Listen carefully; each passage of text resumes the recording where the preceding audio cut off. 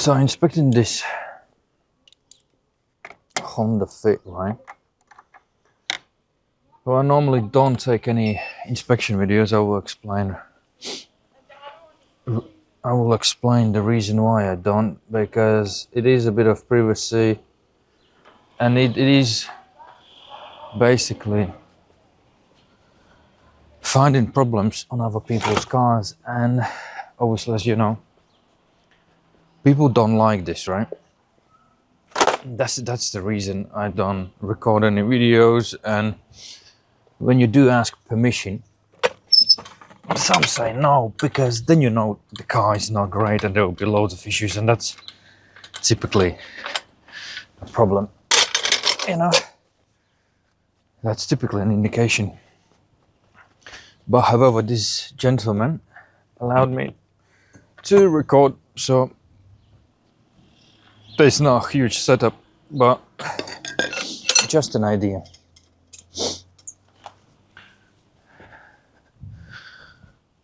I already obviously asked permission for, don't need tread plates, it's got road tax already. This is Japanese car import, and I will just go through it. I already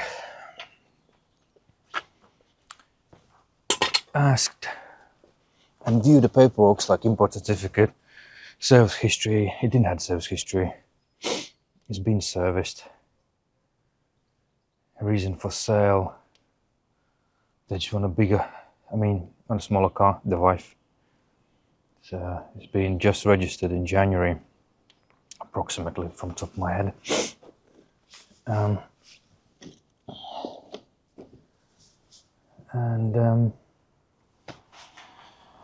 Where did I put my torch?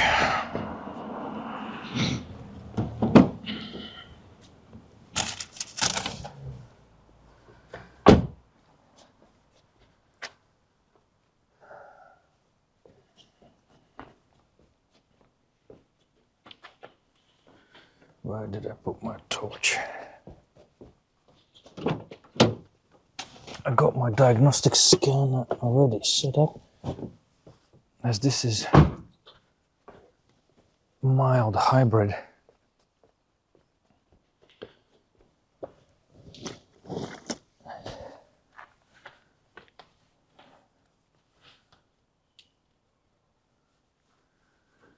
Where did I put it?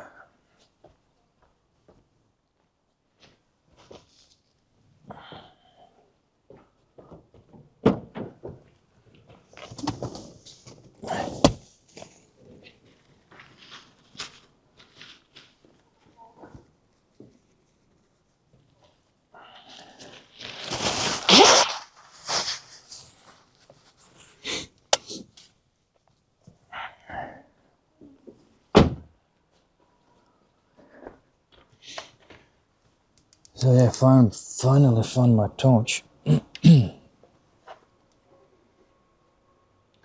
So as I said, I have checked all the paperwork, and just doing a battery test. I already took all the pictures from all the way around the car. So the customers will get all 9 pictures as sort of standard. This is premium inspection, structural checks, paint thickness readings, checking for accident damages, going underside the vehicle, 15-minute road test, 2 diagnostic scans before road test and after the road test. But it can take sometimes, probably on this car will be 2 hours, but on a bigger cars it gets to 3 hours. Luxury cars and supercars, 4 to 5 hours. Can drag into, it depends on condition of the car and the situation.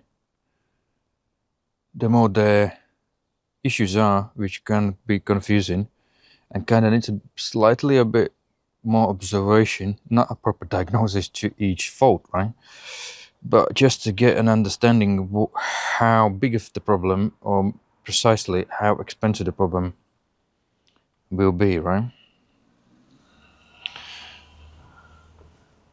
If stupid, wrong wrong button.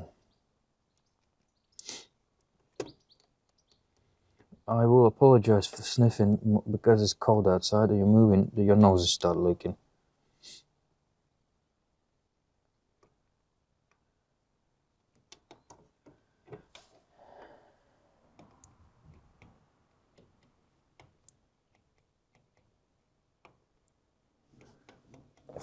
B, the Japanese battery.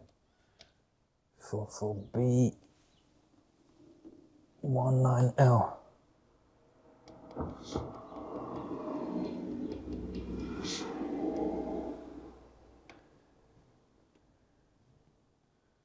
Here we go.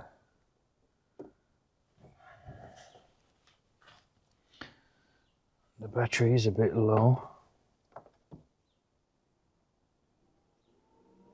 but it's still passing the test.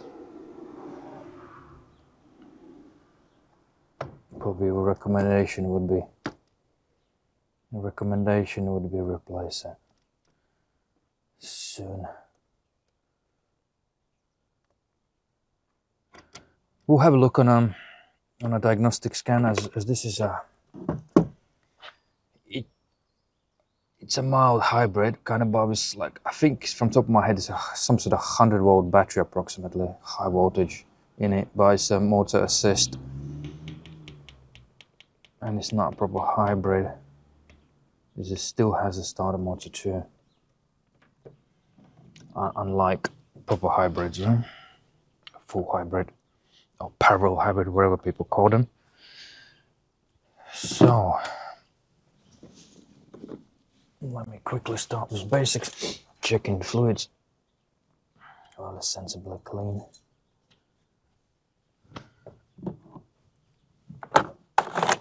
I check chassis numbers, you know, I've already done it. Oh, this one is here. Engine numbers subject to if it's sensibly visible. Because some cars like Land Rovers, BMWs, you can't see it. And they're super hidden. And it's just impossible on some cars.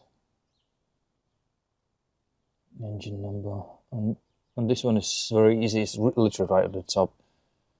And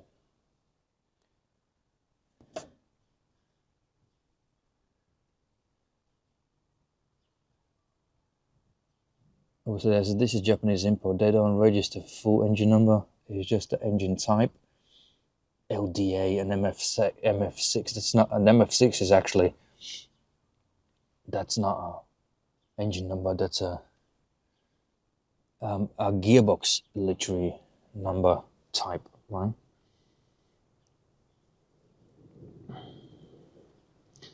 So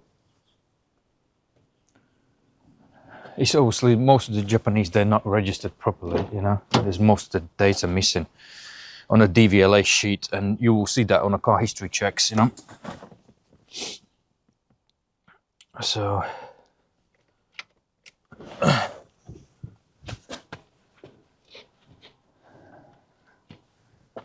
what I need the keys. This one has 2 keys.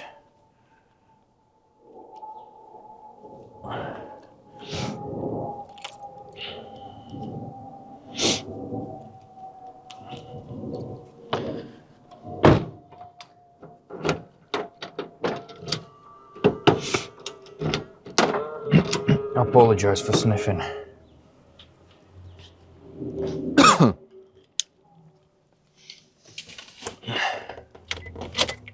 This one has a keyless entry.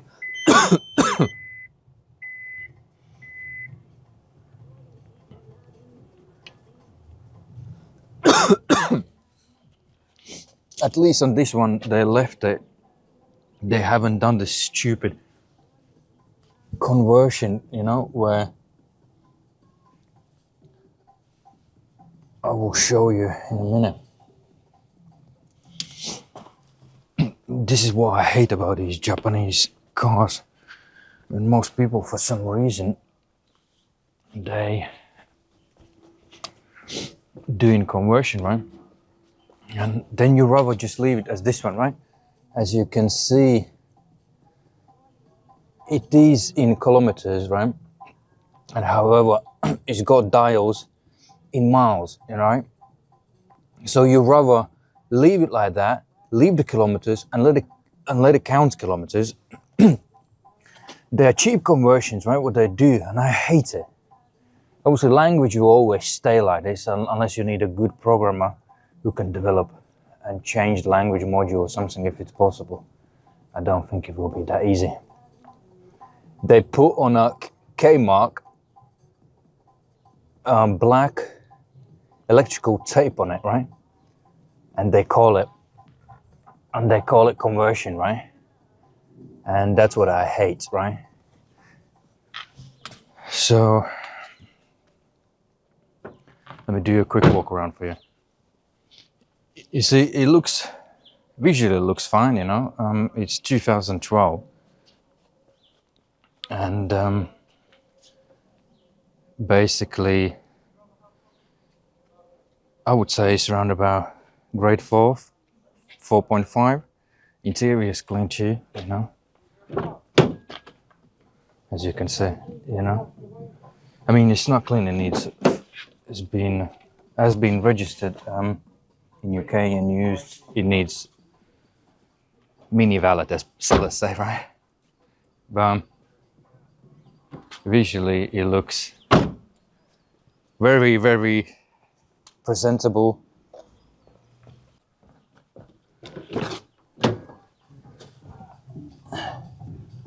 Let me take a picture now. No, I have already done it. Now you understand what I don't like about these Japanese conversions, right? So,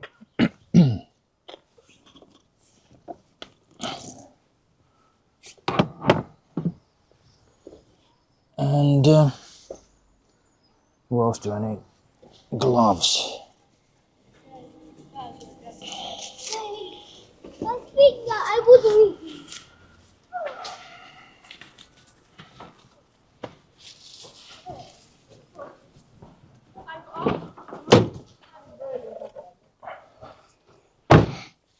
That is an actual vibe.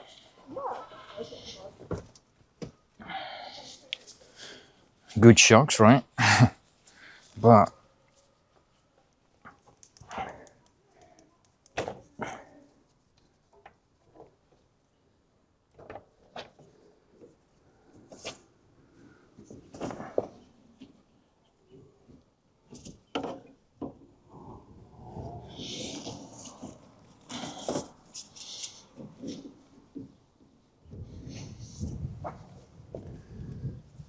everything is nice and clean.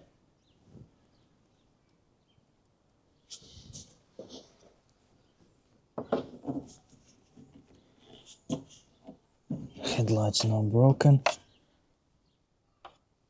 Oh, the structure looks nice and clean. This seam sealer as it should be. Everything looks like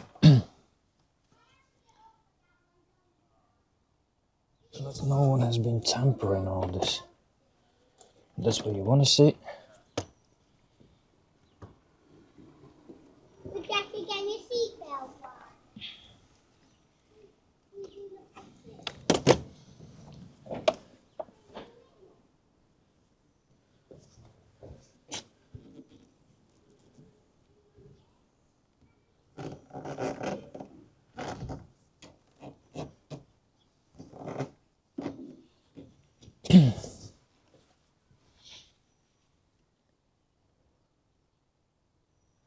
However, it does look to me as it had front repair, you know. But as far as I can see, it's been done to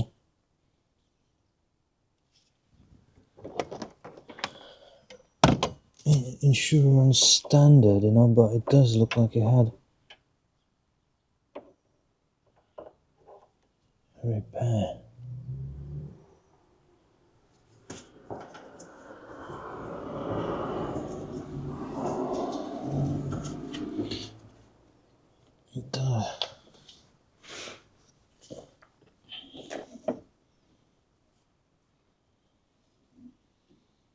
As this seam sealer has been applied too much on this side, which indicates a repair.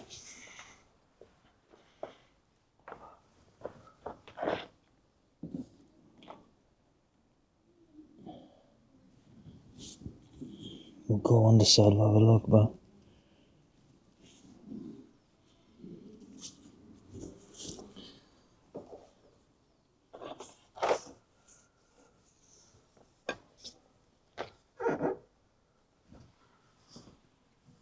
as that headlight looks newer than this one, as this one lens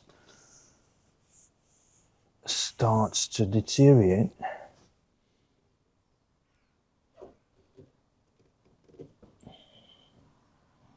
I can't see the dates on these ones properly.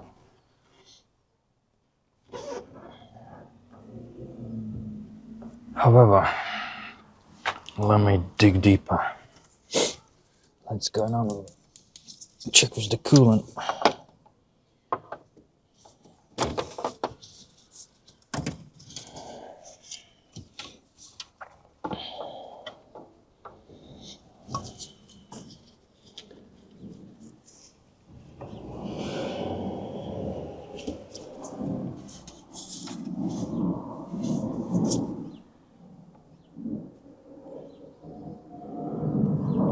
Yeah, I think they replaced this support.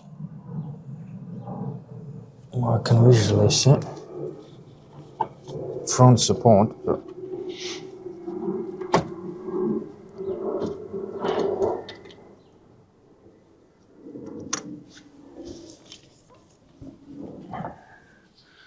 you know, with the crash repairs, there is always something will give out something, you know. As I haven't even started paint thickness measurements, right? I'm trying to do the liquid checks.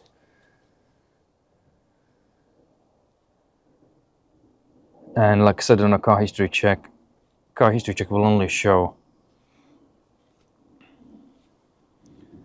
if the insurance company has decided to write it off. It will never say you never had an accident. You know, that's just that if it's never been written off. The reason I'm testing the antifreeze condition is just to understand the condition of it, you know. That normally indicates if the consistency of antifreeze is too low, then it means indicates somebody's been putting the water in and then it dilutes the liquid down. You know, this one is -23, you know, so to me, I have no issues with regards to that. You know, you still have to start worrying about when there is -7 freezing point, so that means it's diluted, you know, or it's literally just there's no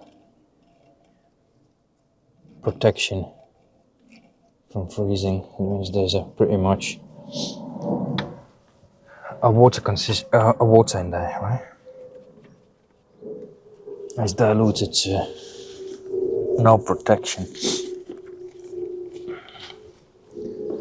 And another thing why I don't normally take full videos on of inspections, because as most of the people think it's just a health check and a quick fit, right?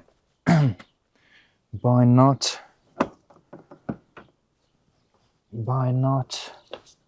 what do you call it? By taking videos and talking nonsense, right? When you are distracted, right, you can miss something, right? And this is on your ethical and professional standard. So that's why I don't take the videos, because every car Every car is different. Every car has issues, some confusing stuff, and you need to concentrate. Sometimes environments are not great, right? Sellers all over you, watching you, right? You know when they're hiding something, you know, in a shitty area, you know, environment where you feel, yeah, something is not right. Brake fluid, great. Oil good, coolant good.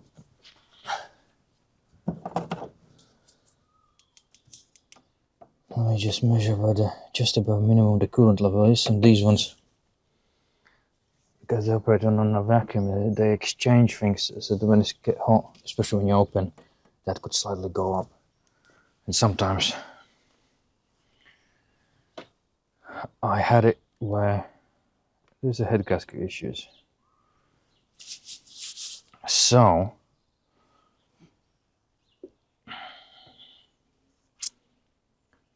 let me do a diagnostic scan now.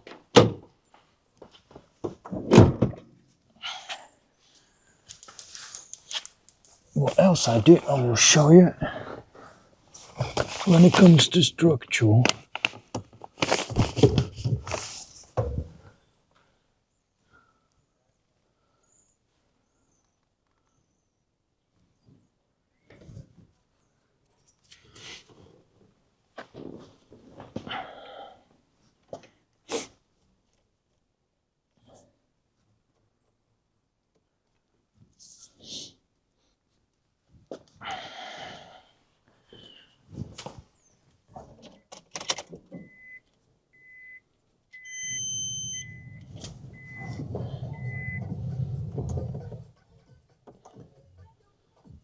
and another annoying thing is obviously the radio, right? On Japanese, so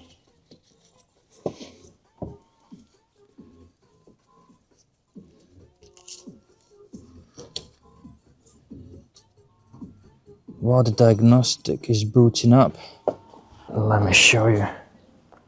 Wow.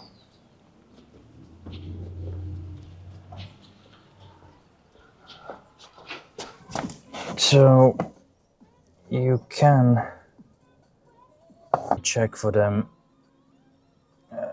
on a seatbelt, the date, you know. So obviously, if you wanna be so dodgy things around, you can order and put exact dates if you want, you know, or get second-hand ones, you know.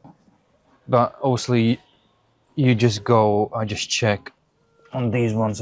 On some of them, there are dates on.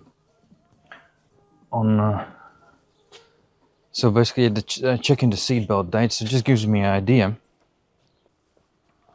of if there has been crash, if all the dates are the same and matching manufacturers, right? Manufacturer's date, then yeah, and these seat buckles as well, there's the dates, is 2012. So everything's sort of matching, so that it gives me an indication you haven't had a serious crash. However, obviously it can have serious crash because, let's say, the vehicle was stationary, right? And then obviously you will not change the belts, right? Because airbags didn't went off because the ignition was off. You know, so that's what I'm saying. Sometimes, not always, your seatbelt's an indication, right? Same as on a glass, on a vehicle glasses as well. There is a dates on it. However, it doesn't mean you couldn't have. You might have a vandalism, right? And they replace the glass. So it doesn't mean something bad when a date on a glass is different or something like that. You know, same as you could have a front windshield replaced because of the chip. So that happens like On some cars in 10 years, maybe five times in lifetime, you know? So,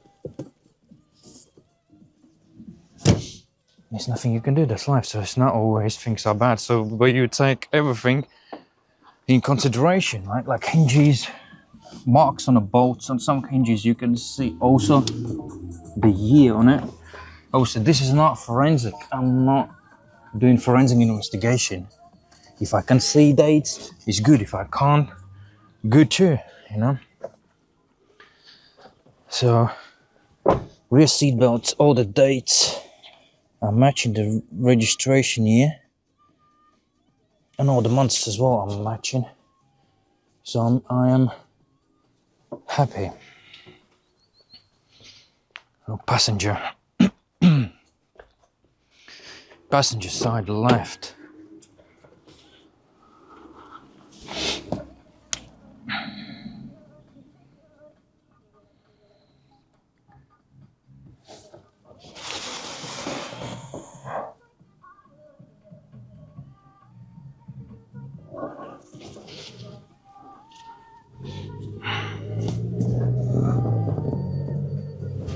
The buckles are fine.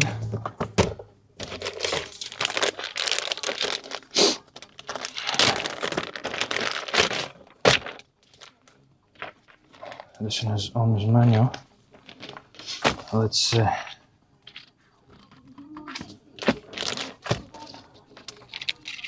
It doesn't have any. Sometimes even sellers, they say they don't have service history, but you find it in a glove box, right? But this car has everything in Japanese language and no dealer book, right? As you can see. You can see me.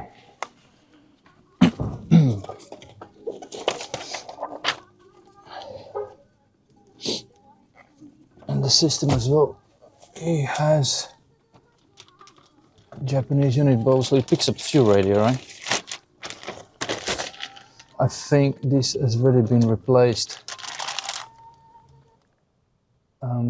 somewhere, because this is not Honda Fit or Jazz, this they call it Honda Fit. What is this? That's some sort of Bluetooth, I guess.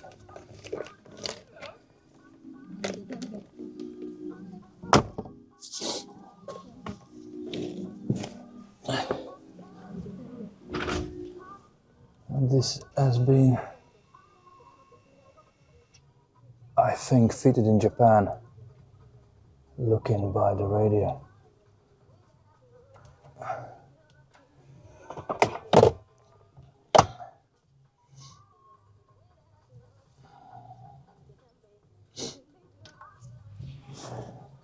Yeah, oh, it's in Japanese language, so I will just leave it. It seems like it has a sat nav as well.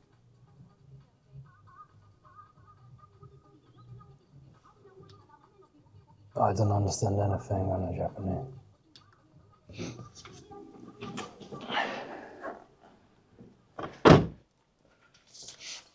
However, it could be actually factory fitted, you know, but it doesn't look like nice now.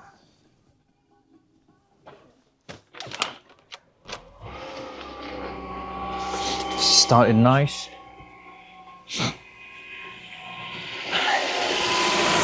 I forgot to check gearbox fluid line. Okay, let me check the lights. So it warms up a bit, so... Uh-oh. This is why I don't like to do a video, right? As I left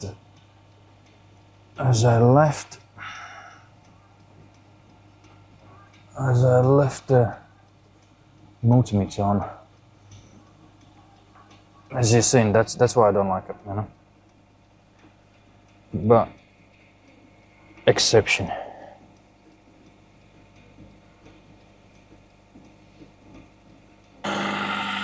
Stupid rain is coming.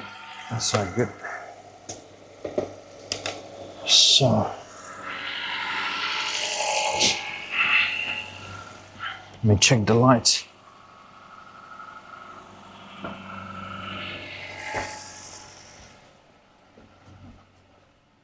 And then I will show you diagnostic process.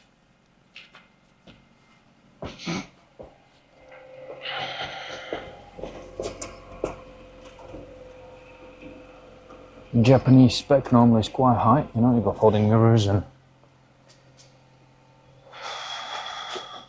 keyless entry. Fog light is done nicely.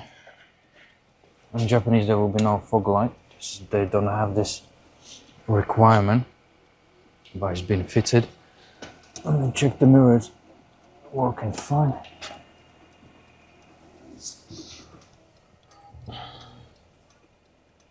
All the volumes are working. So what else do I need? Okay, now we can turn this off. Turn the car off.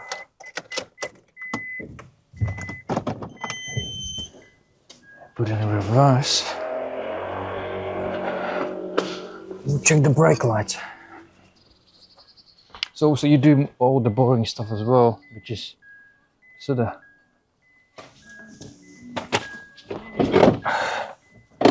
health check, health related. However, you have to do this boring stuff. Just to see if he's got the lights on, you know. Reverse light is on. This also has a rear view camera. And I'll just check the number plate.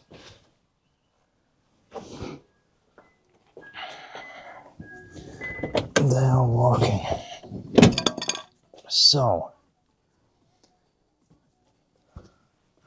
let me get a camera closer. So as this one has keyless entry, so I normally do EOBD check, just a basic generic first.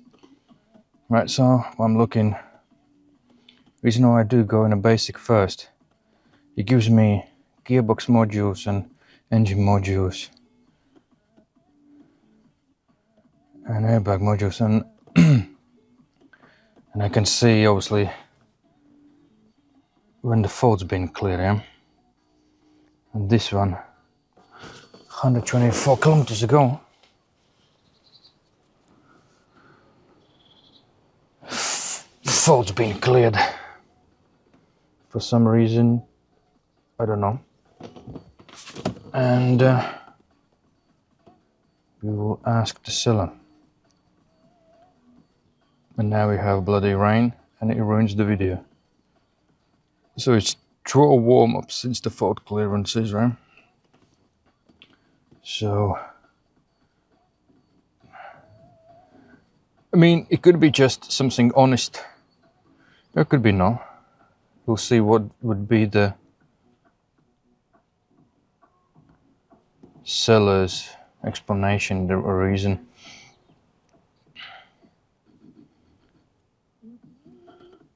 So that is the first part of the scan. So now we're going to go to OBD scan. Read the VIN number. And we'll do the other scan.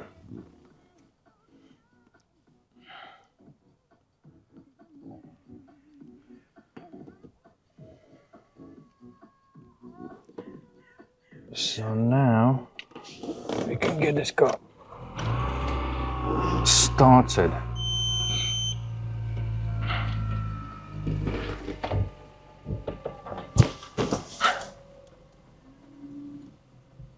Wipers are working fine, washers are fine, so you see, you have to do this boring stuff. And then I do the reports and I add the information about the mileage,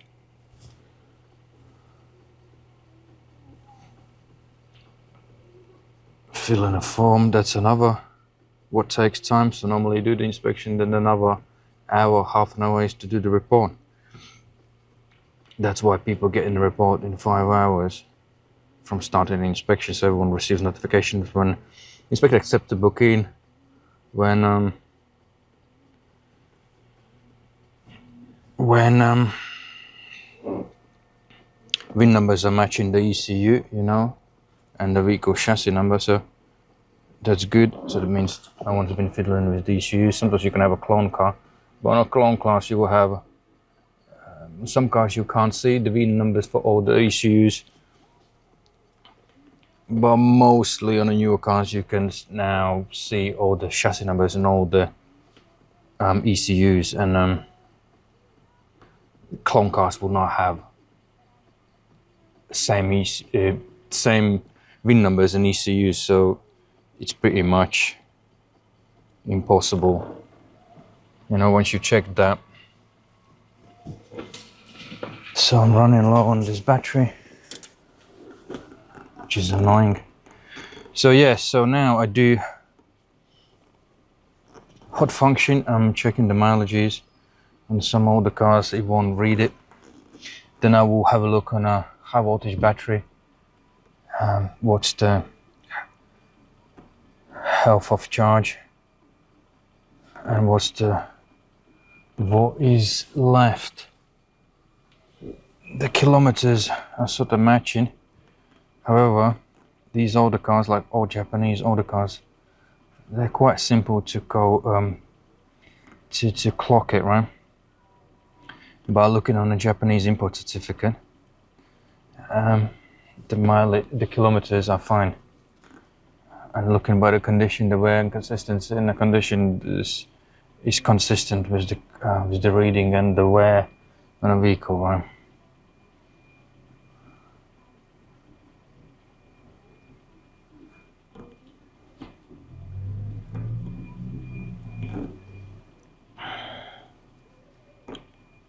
So that's one scan, and then obviously after the road test to do another scan. The road test is 15 minutes on a standard and premium inspections. So it takes a bit forever on some cars orders when they don't have a CAN network to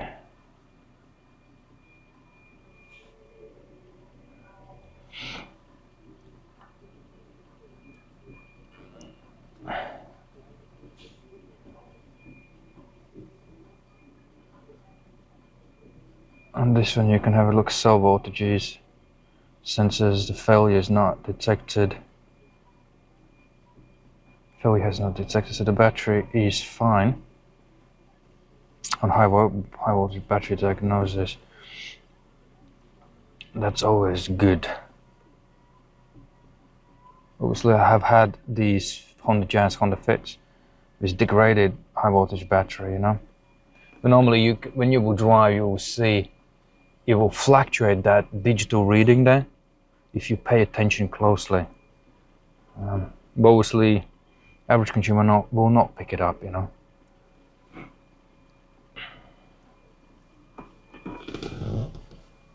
So we're doing it on this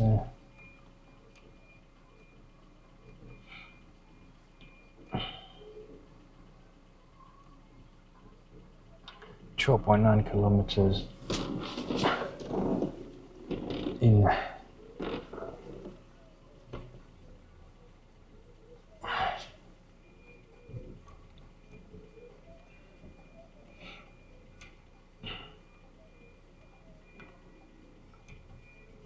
you can always have a look, obviously, and do the calculation. What was the average fuel consumption, and then compare it online, you know. If you check in cars, then it'll give you an idea. This one reads a bit differently. You need a conversion, 12.9 liters and I think an hour or something like that. It's not on 100 kilometers.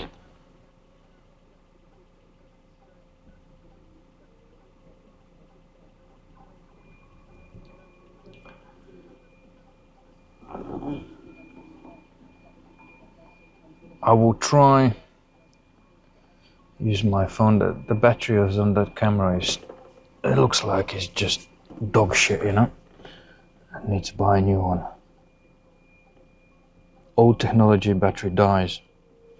I actually haven't used it for a long time. So while this is scanning, let me start. I will be able to show you paint thickness measurements. Okay.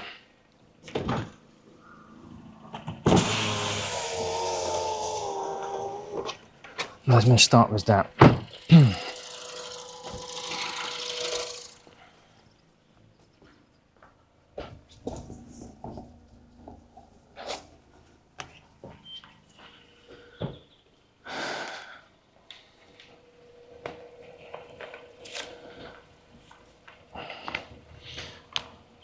And just do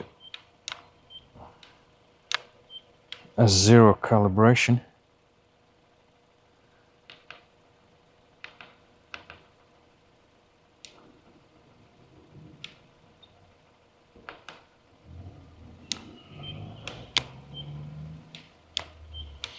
Cool.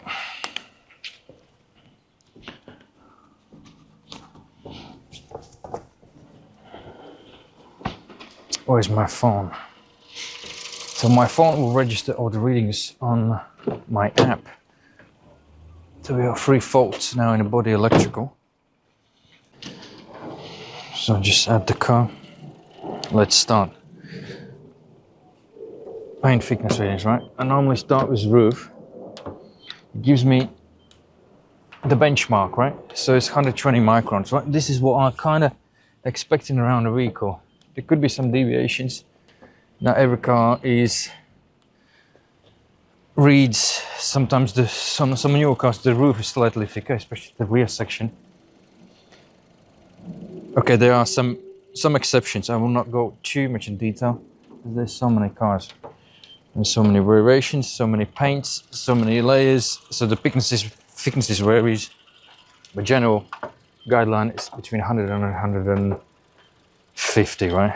And I think after that you have to check, understand what the car is, right?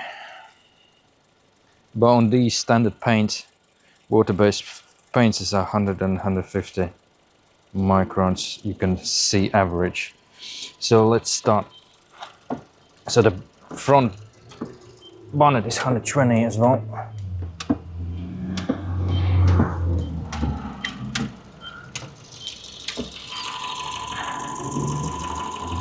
So this is 120 as well. Okay, here we go. This has been sprayed at 180, 160. So this door has been sprayed. So I will then check off the correlation of that front damage there. So now when you start getting resprays, you start getting a bit worried. So this is around 134. I think this will compare it, but I have a feeling it's been sprayed too. We'll compare it what's going on the other side.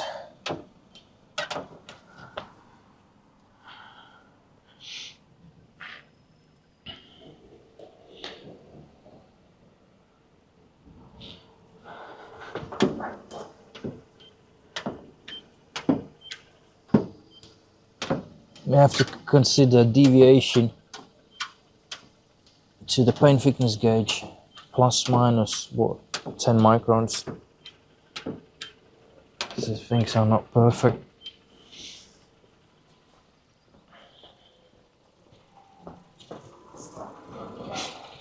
So we're literally running low. So while I'm checking this side,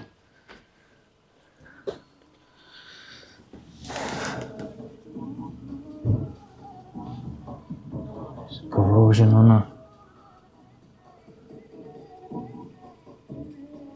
the bolt.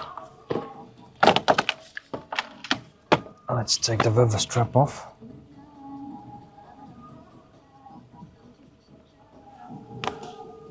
Check the weld point.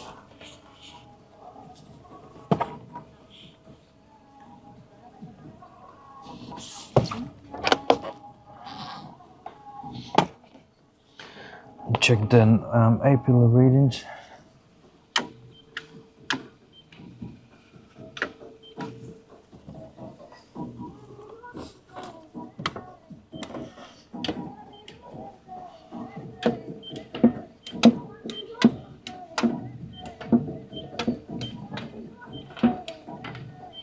Everything seems to be fine, yeah?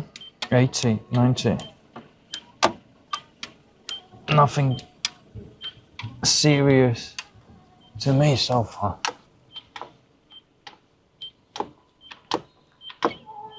Hello.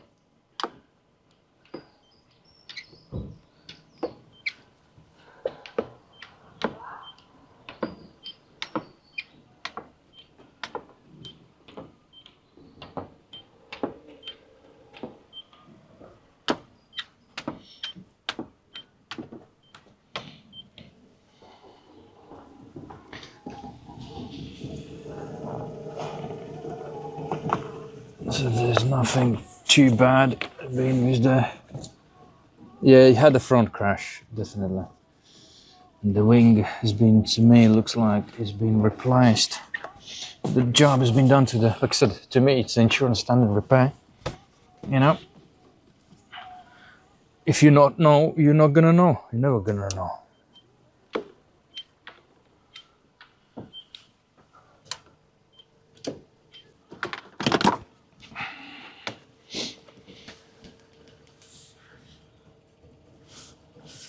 As much as I can see.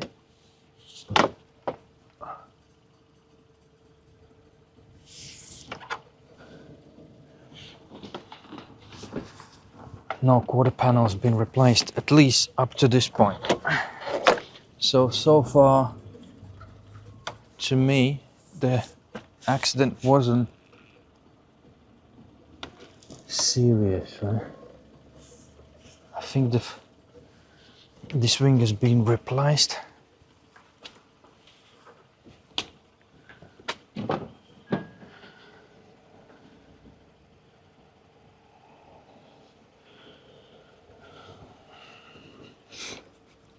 So left B.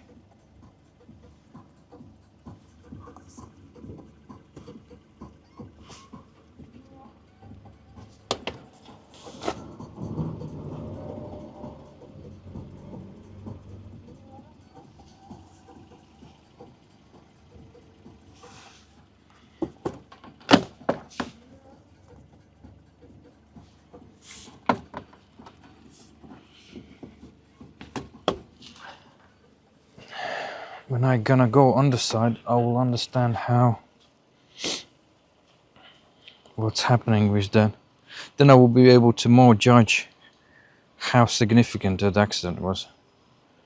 But to me, it wasn't significant. As I said, all the seat belts are in date.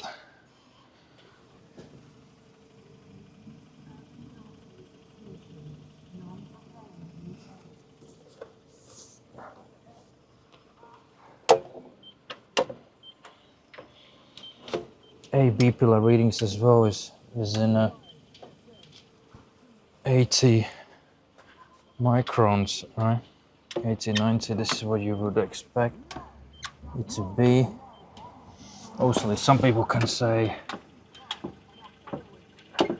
what I'm looking, you know, even if it has been repaired, right? As long as it's been repaired to the state where I can't tell, or I have to guess, the repair has been done to the very high standard, right? And especially for visually, I can't see any imperfections, right? C-pillars as well as an 1890, so then I consider that as a good repair, right? And sometimes, if I'm so confused, I will not even mention it, because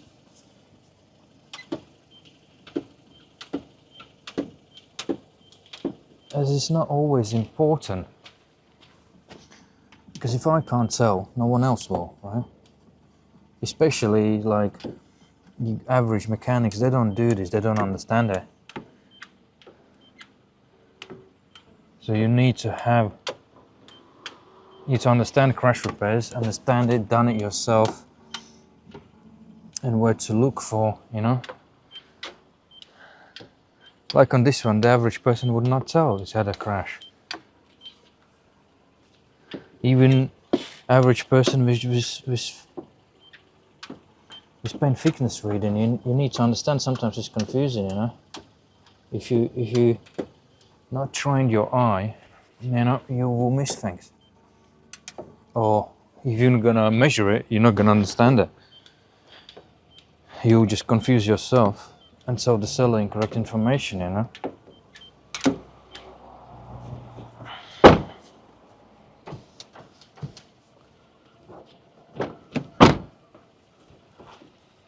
Sometimes you got switches not working, doors opening from outside, not opening from inside. Child locked on a luckiest scenario, you know. Some stupid stuff. I call that stupid stuff.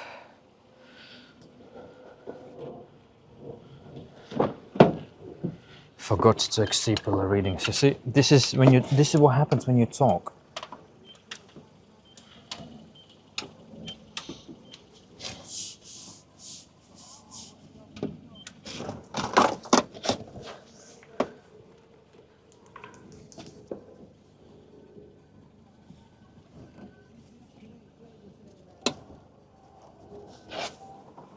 I have seen some Japanese crash repair videos, right?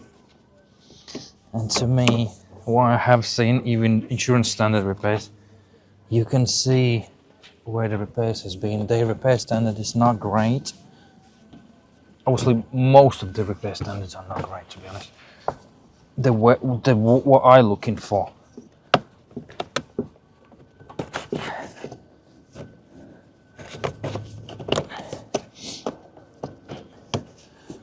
The floor is okay as well.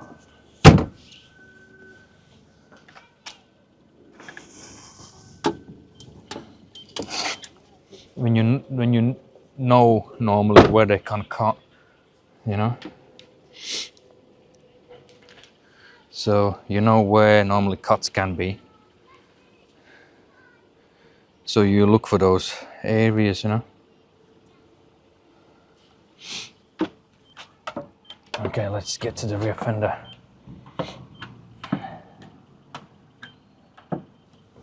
This is around 140.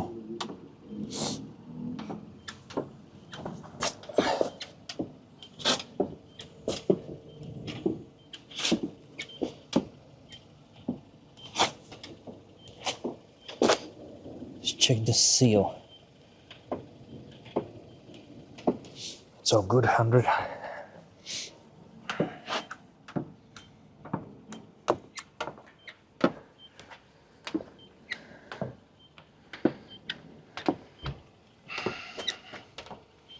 So it is kind of a bit of pearl white. Not a standard.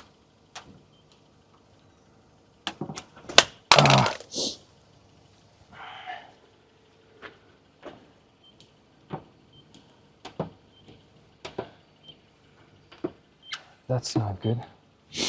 Falling out from hands.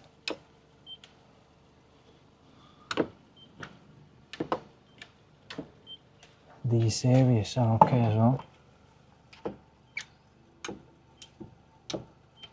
So you're just looking for seam sealer thickness.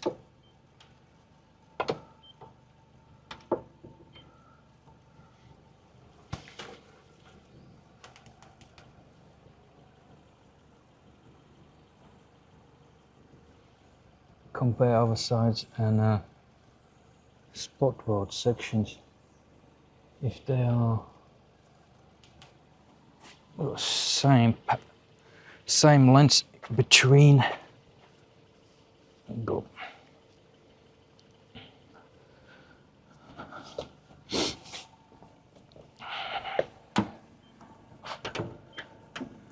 So yeah, both sides are the same pattern of how the paint was applied. So it's in certain areas 140 as well, so I'm not particularly worried about.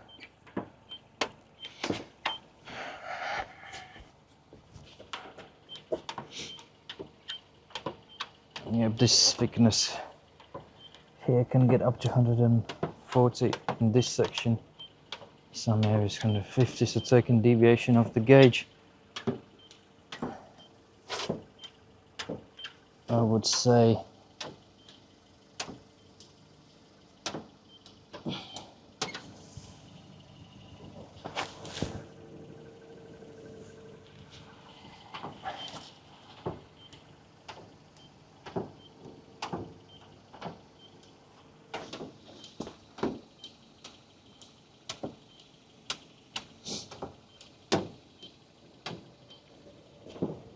up to 190.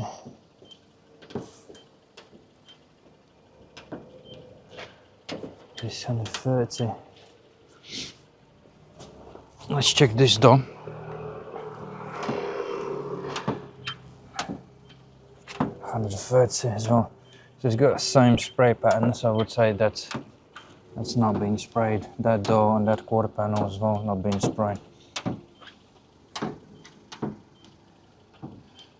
So the quality standards on the paint finish and how they've been, the paint has been applied, it varies. Especially I noticed that from the Japanese cars.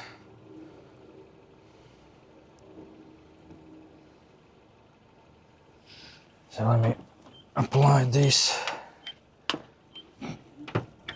on the right quarter panel, the readings.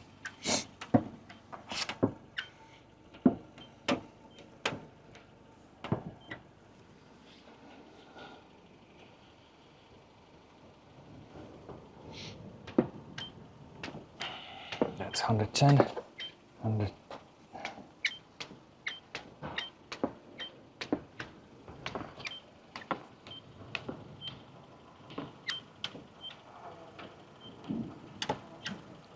Front right has been sprayed. There's a thickness tube high.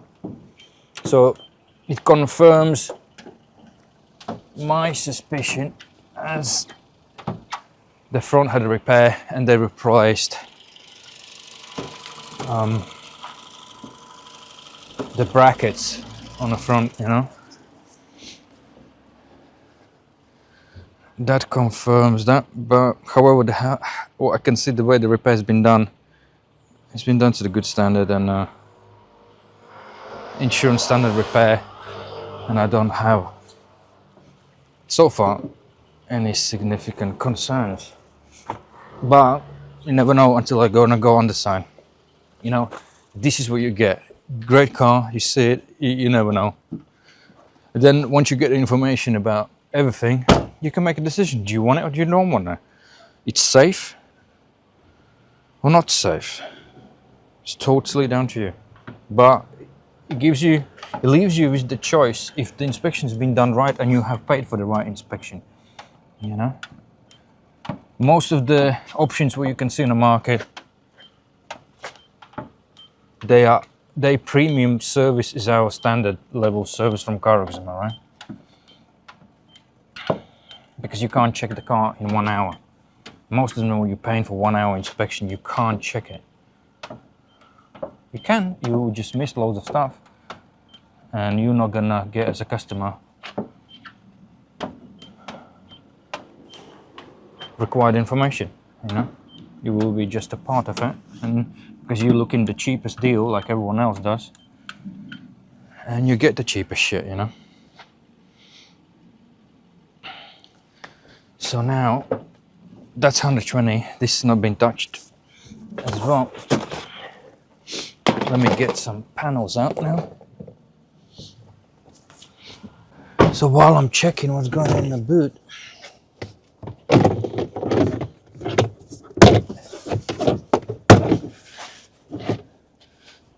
this obviously high voltage battery is here, you know. This one is quite easy to pull out. Let's see if you had a shunt.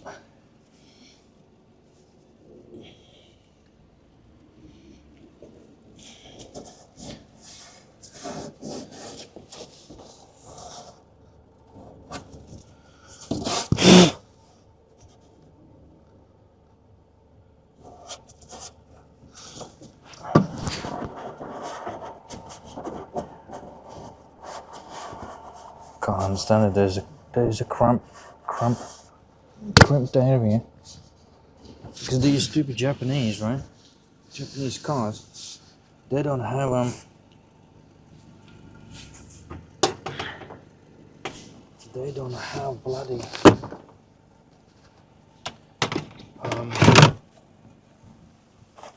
not cross member but X frame, right? The crash bar. Simple crash bar.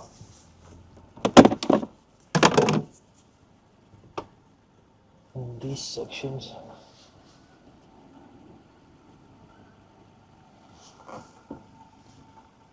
That looks good to me.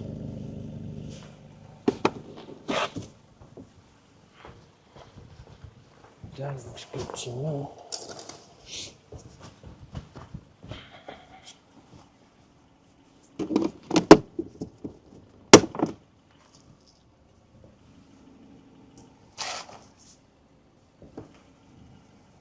That looks good to me.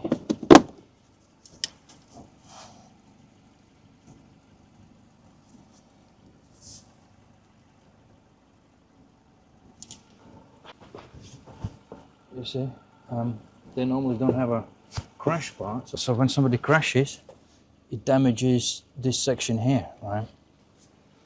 And so this one is quite easy to put it back because it holds on our clips.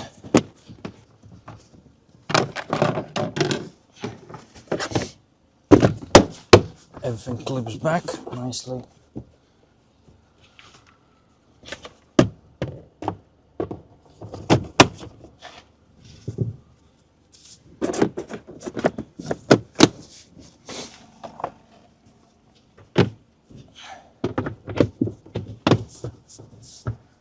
So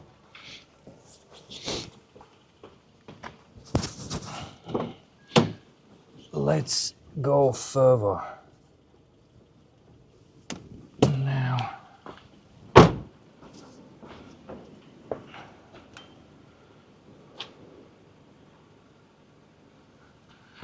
so let's move on this side. Hope the rain will stop.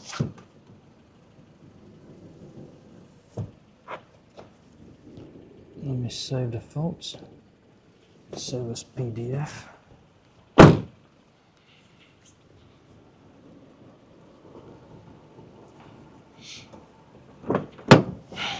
Let's check this C-pillar. 173, 92.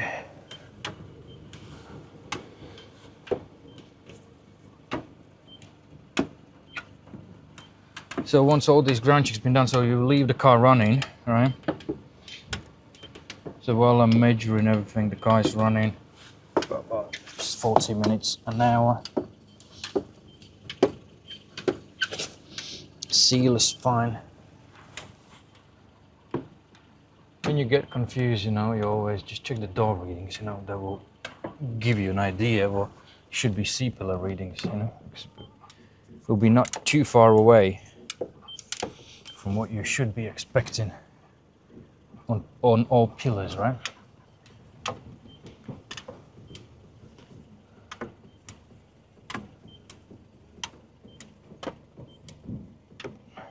They vary between like 50 to 90, 100, you know. And when those thicknesses not right and jumping, you start paying attention where the quarter pound has been replaced. But normally they will give out on a paint thickness, overall thickness, where your spot is being resprayed, right?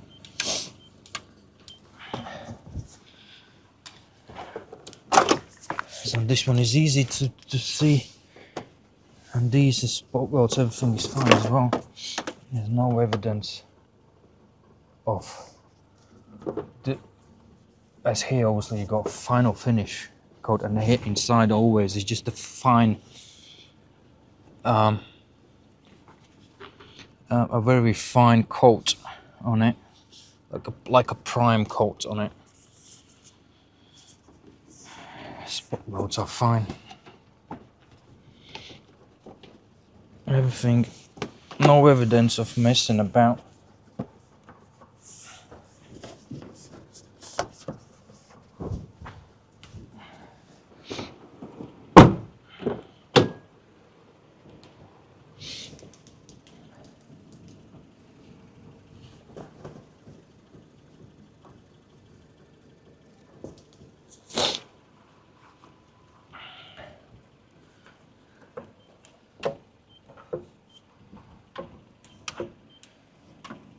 as well, 90 microns approximately.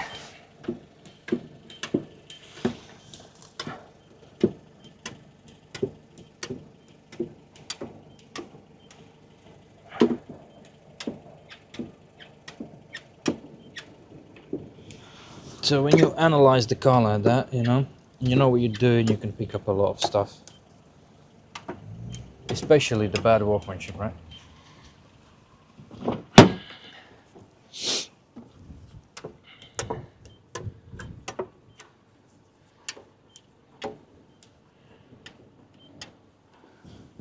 And when you just go through the areas where they normally cut in quarter panels. And sometimes obviously you could have a whole section replaced, right?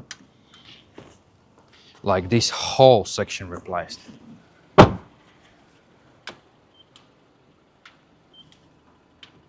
Which is rarely what insurance company will approve. Only probably on a new car.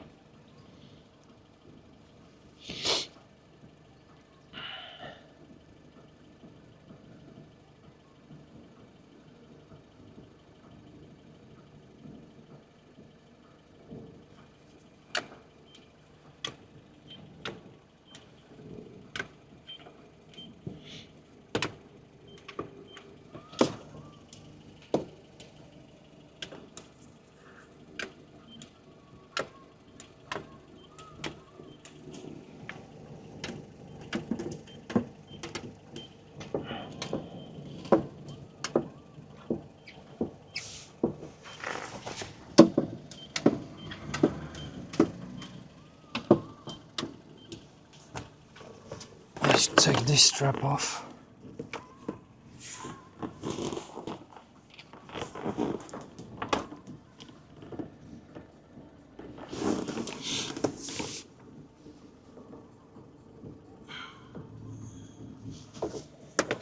Everything is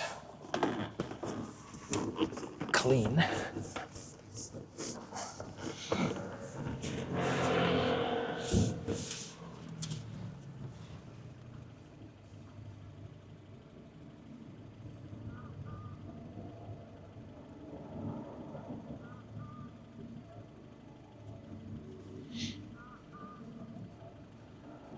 So let's have a look now.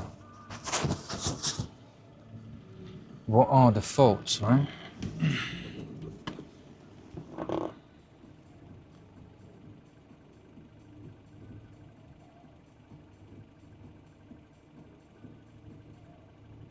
Body electrical free, open socket to the control motor circuit. Lost communication. So this is what we have. I will clear them off and see what happens. And then I obviously normally I take a screenshot.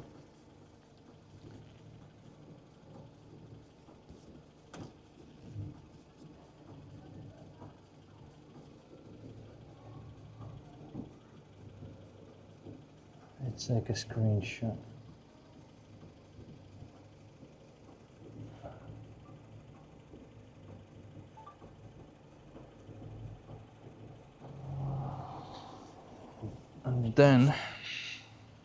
And then on a second, I will have a look a bit more.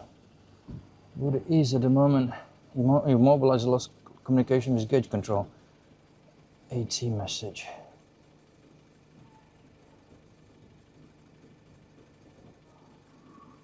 We'll have a look afterwards what they mean. Let's have a look in our live data. If there is any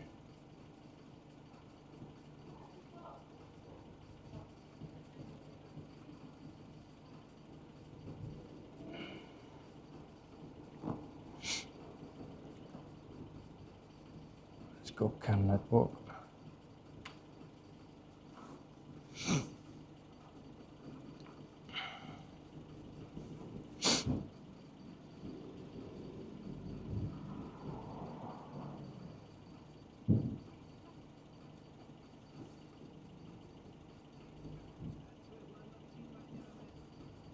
If there's any live information, but it looks like, because this is body control.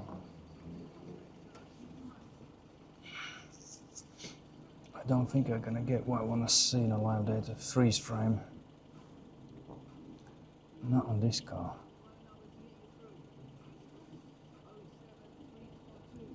Oh no, there it is for the transponder.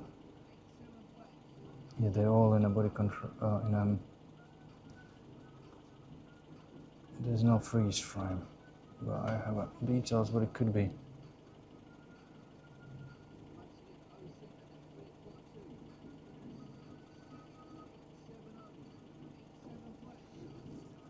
It gives me possibilities of what these faults could be.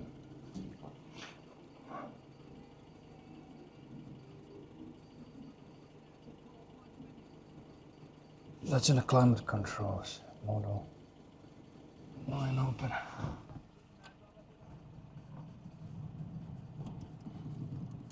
Got the AC on.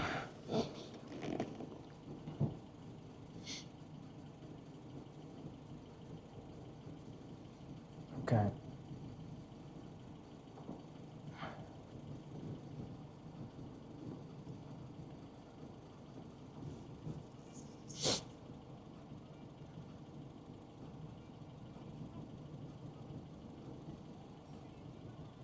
It doesn't have freeze frame data.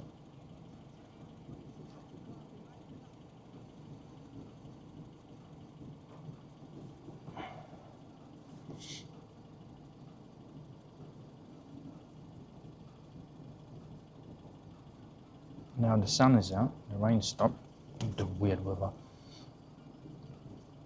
So now I want to find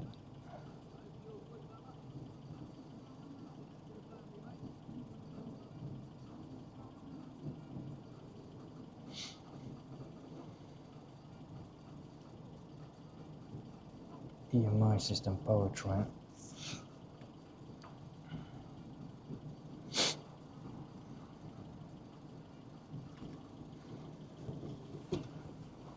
Let's see what's going on with the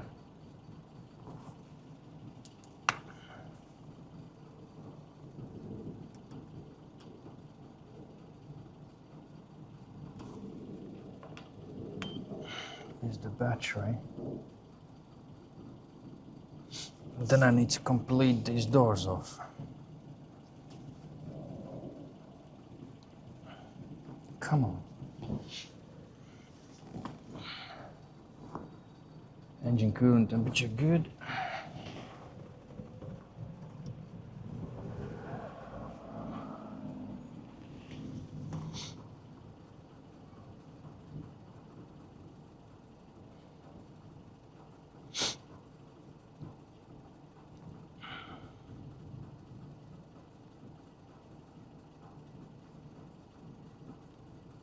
Usable battery capacity, state of charge. Let me show you.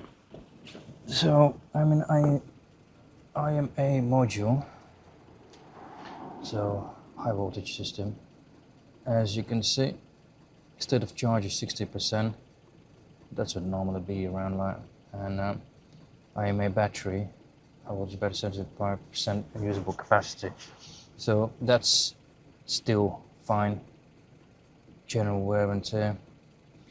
I normally check, because this one is less to check. You can see the isolation of high voltage, 400 kilo ohms. I normally look for the temperatures so they be near enough equal resistances and voltages on the cells. I look to be equal. State of reset.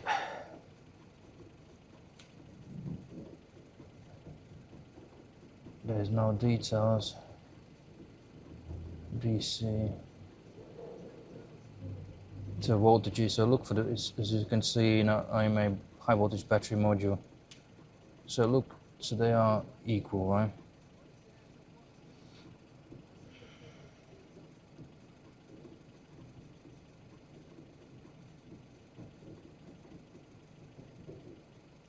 Currents.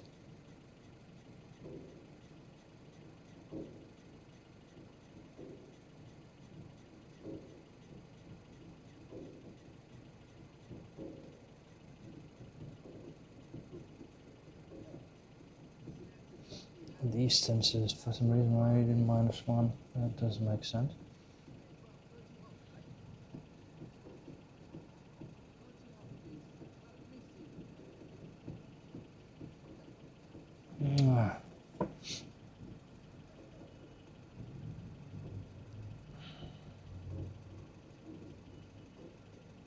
So this is how the time goes on inspection. It takes forever on all the cars. Diagnostic live data to load, right?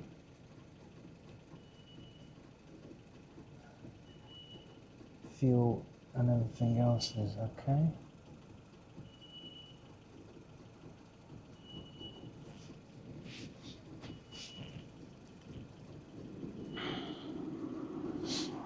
So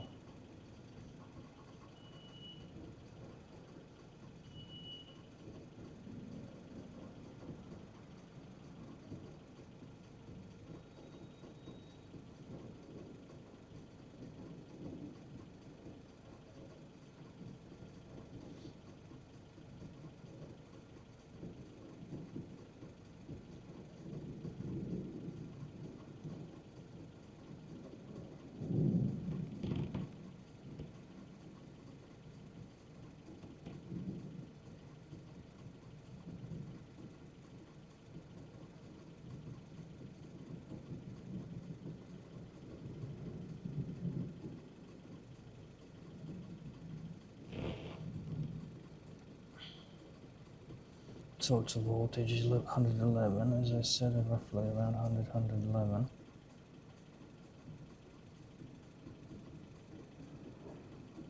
No weird resets.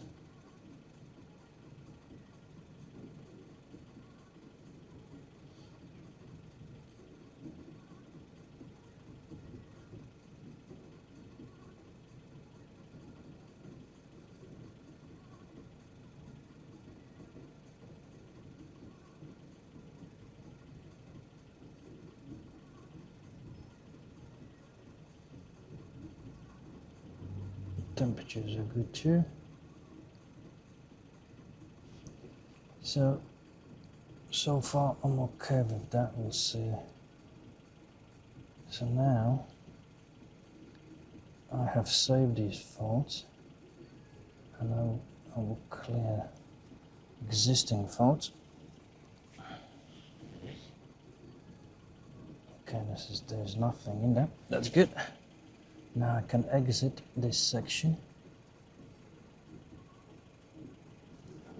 and I will complete off the paint thickness readings where I left it off.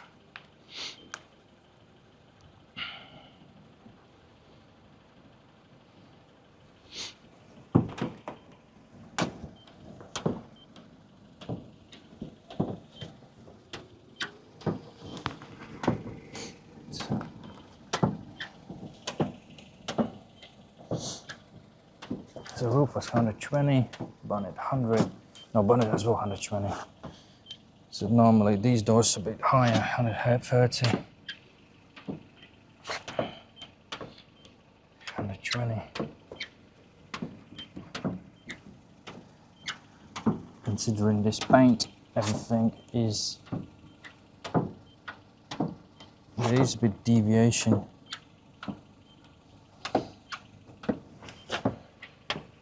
But all is consistent on this both sides, so got no issues with that.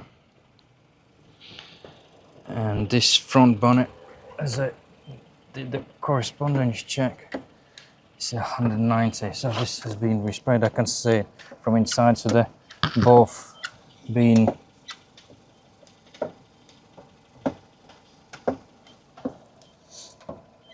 replaced and resprayed.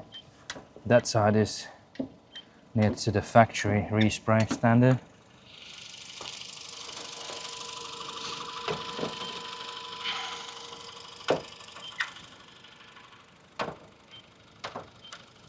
Under 26.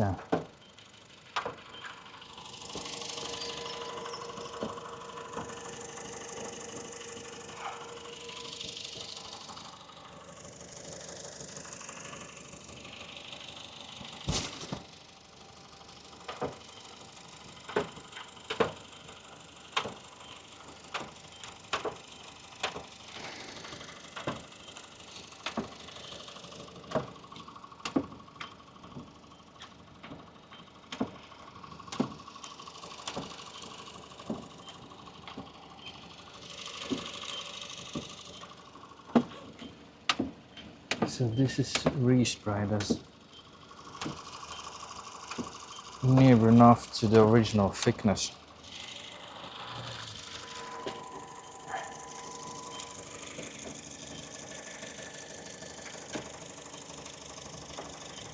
With 140. So this, like I said, it's been replaced. Normally these are 50 microns, right? So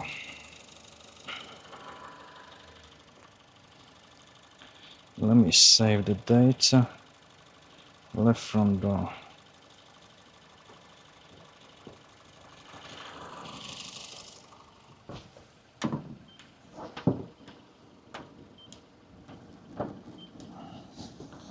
There's imperfections. Yep. And this way.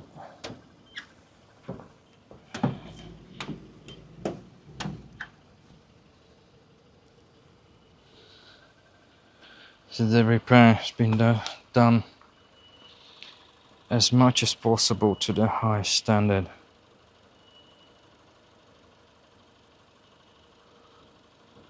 So now I can download the report and add it for the customer to view.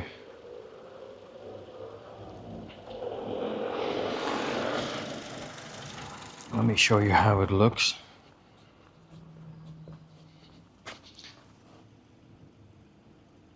I don't think you can see it.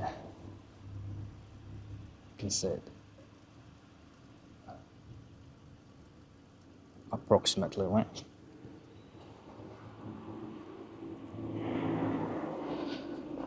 Just an idea.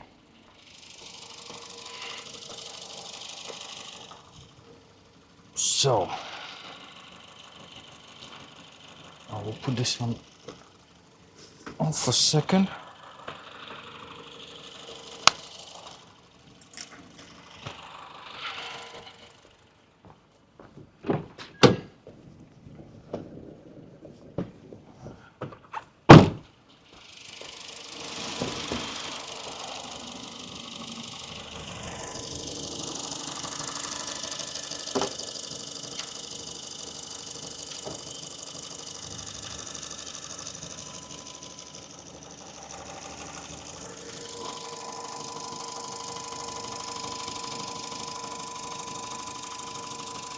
Both legs has a matte slight original to the spray, but the front section doesn't have that. So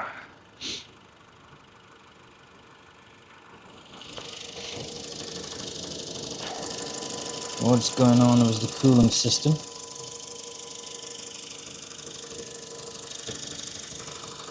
That went up. Thermostat is open, fans are on.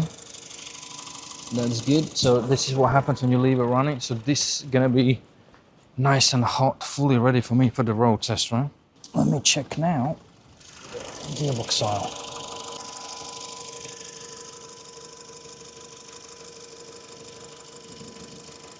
Oil is nice and clean and transparent.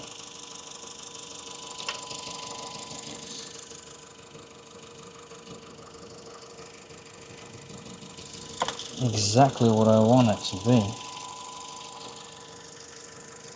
It looks literally like new, you know.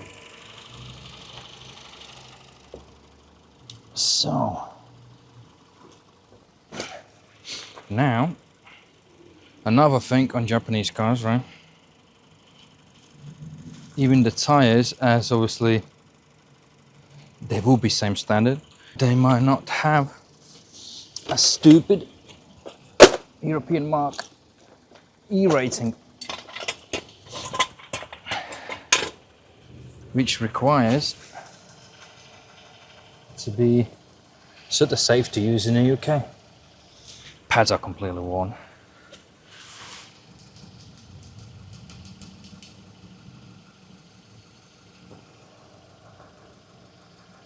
These are Japanese ones. And it doesn't have. So normally, obviously, these are older cars, 10 years and above. You don't need IVA test registered to the to be taken to the Volsa. you know, and this would be obviously fail for the VOSA certificate. Any car newer than 10 years needs to go through that. So with the older ones, you can get away. So that means you don't have to convert anything, you know.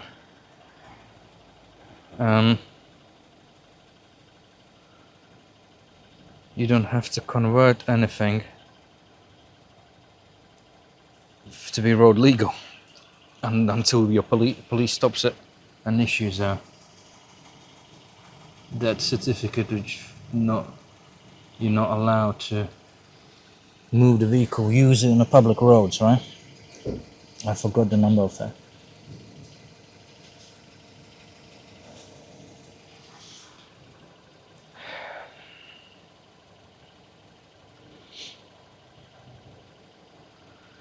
Let me just mark condition of the tires. All right, they're not road legal for the UK. Spare wheel it doesn't have. Locking nut. Yeah, Japanese cars mostly don't have any locking nuts.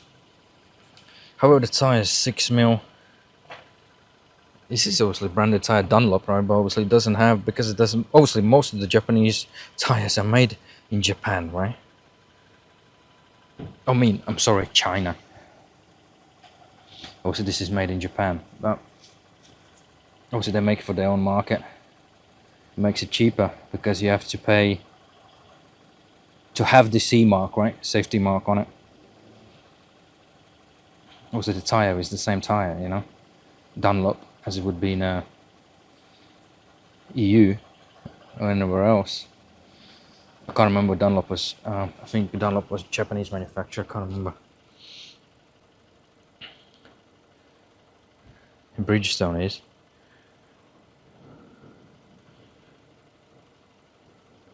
Brakes. I think it looks quite as original as new. Brake discs are as new.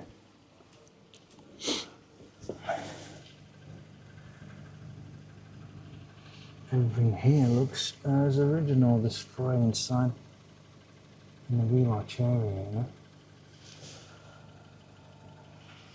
So what's going on with this tire?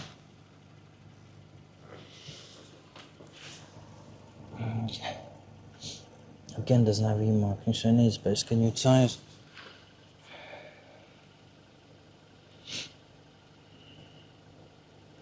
And these front pads. Pads 1, let me just type in. So I just type in report as well.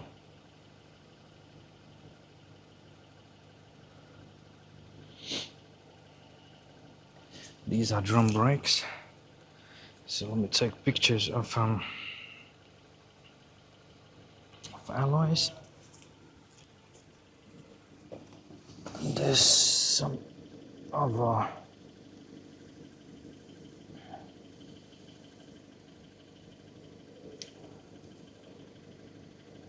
rust spot.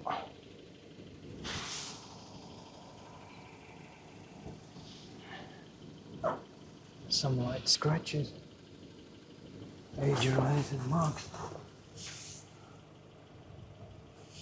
and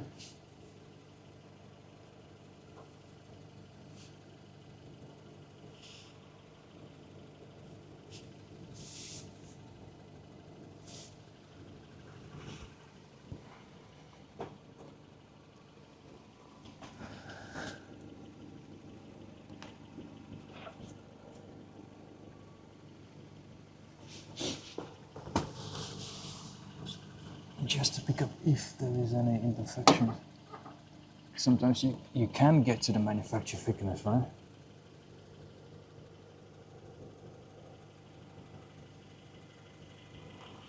And sometimes you can pick up some imperfections. This one's fine.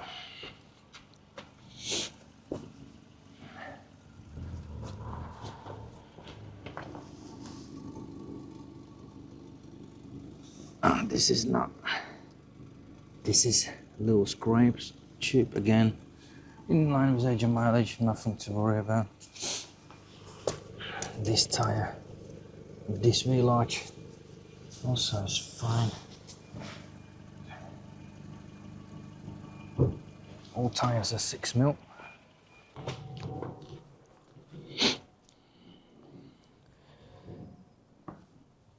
So now I'm getting to this side.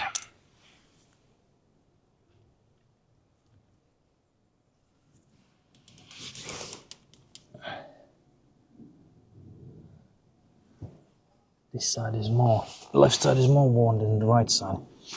And even pad wear, but the brake discs are fine. No scoring, no corrosion.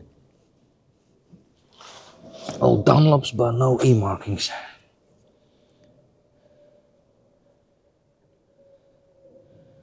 Let me add some prices. But we can pick up some sensible tyres for 120. Especially if you get a good deal, bad deal. Then buy no 4, then 2. Let me add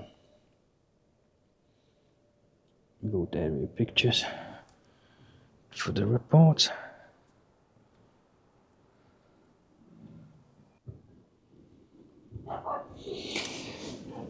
So far needs 4 tyres and front brake pads. 4 times 120 and brake pads 120, so 480, £600 so far.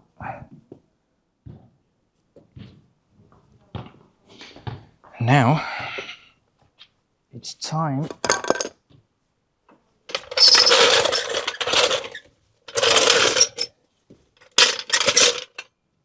to go on the side. What I like about smaller cars, I can only jack up one side and check everything. Let's do that then.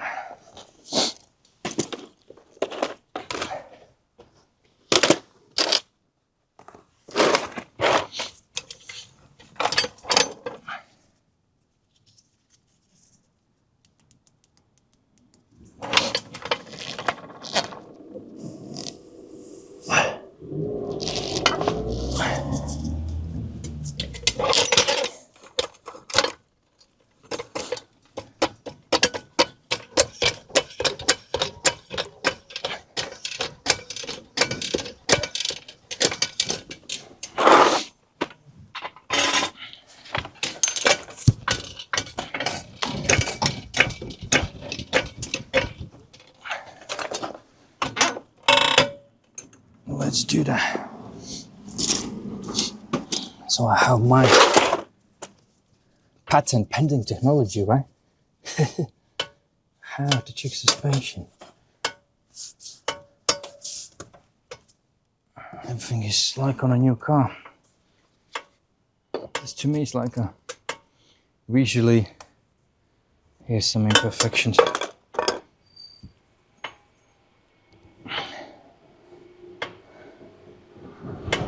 But, you know, this is the life of buying. Well, it's 2012, so 15-year-old car, you know.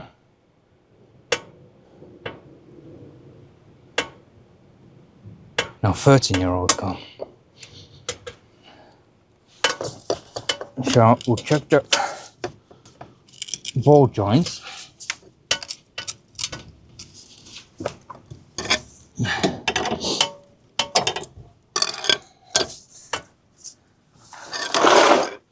Everything on the side is like on a 2-year-old car, you know.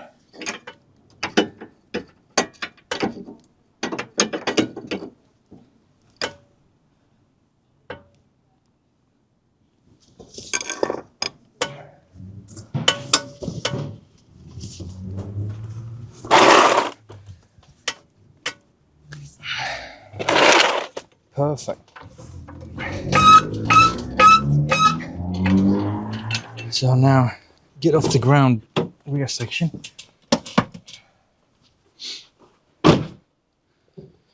a bit more.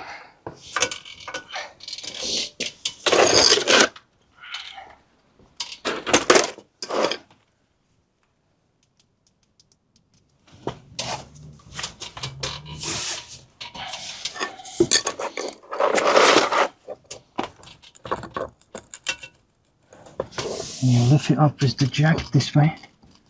Let's see any play.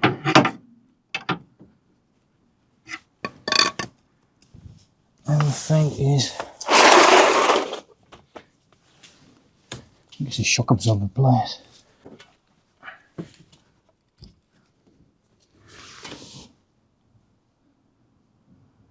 Everything is as new. And that crease, that's how it's supposed to be. You should fold on an accident that on a valance, in a valance wall. From top it look weird.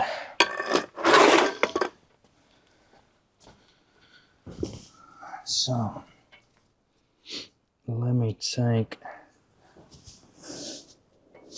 some more pictures which I haven't took for the elevators.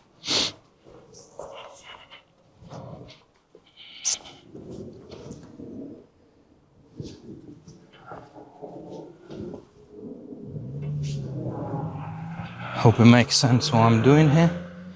If I use too long, you may switch it off. On the smaller cars, it's good so you can easily jack it up one side and check whole underside. With big cars, I have plastic ramps, so I just jack each corner on the, let's say on a Range Rover, jack each corner, right, and check the wheel suspension, and then I'm going underside. Right?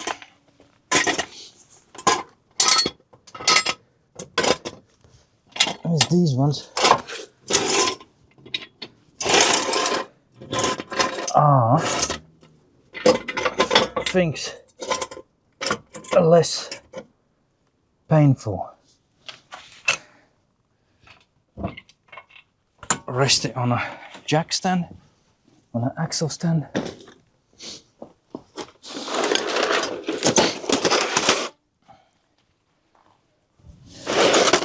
The car's been running for some time, everything is hot.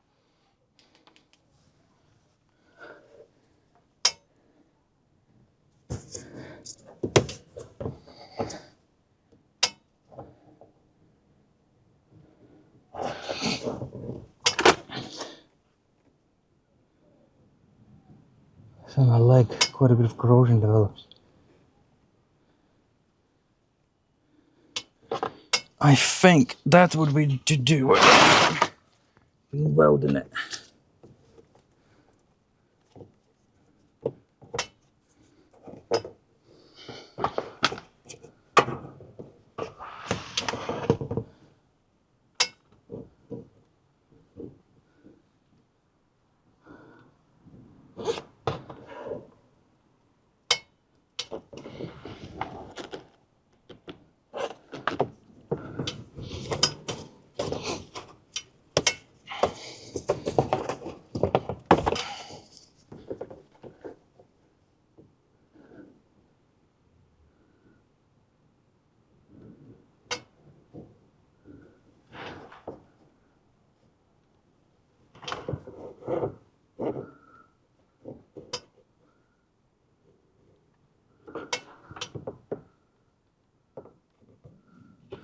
But on a Honda's normally on the front there is surface corrosion developed.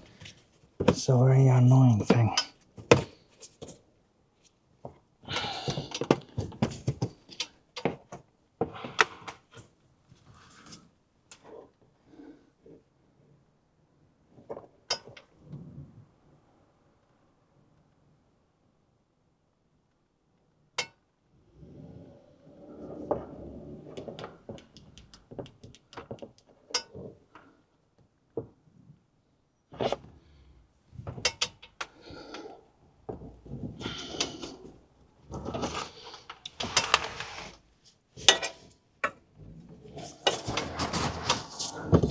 So all this leg section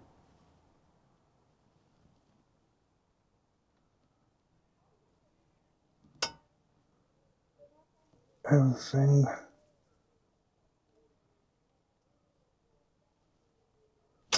looks okay. It doesn't look like I've been different type of spot weld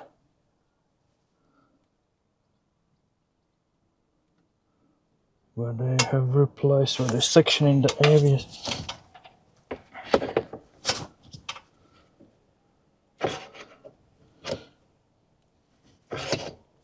Gearbox, no leaks.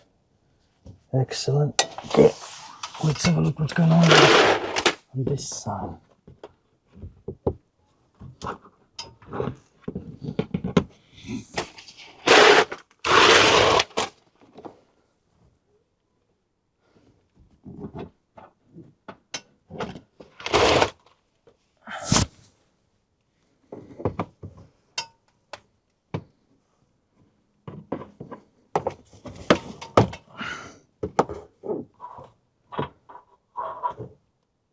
This area.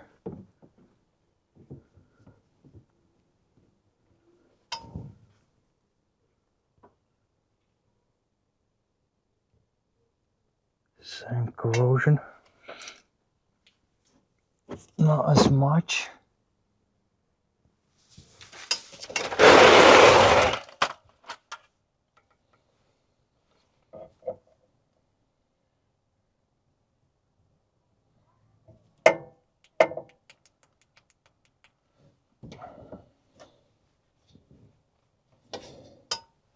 Engine clean as new.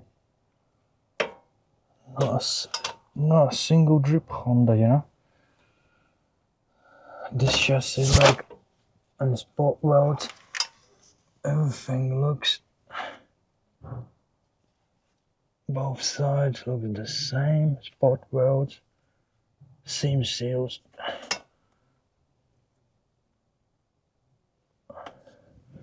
Nothing dodgy.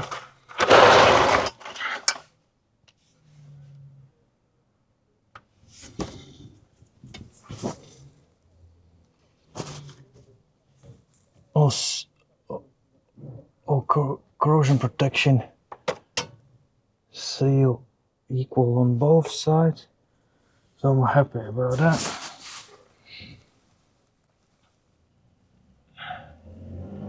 No corrosion on any brake lines, as much as you can see.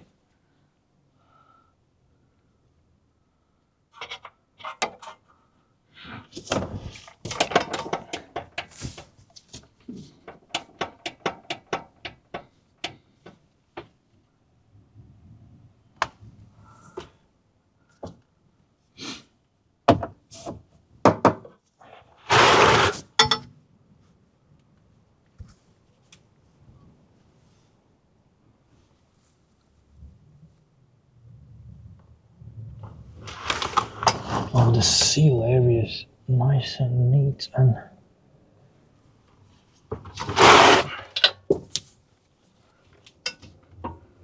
some perishing rubbers on a track rod end, and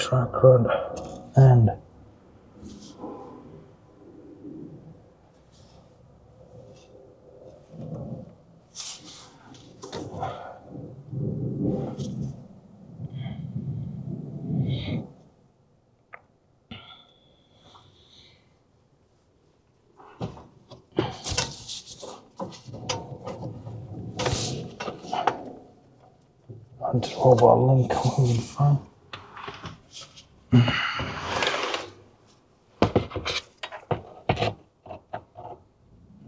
Yeah, on this side, and that like there is a corrosion, but much less.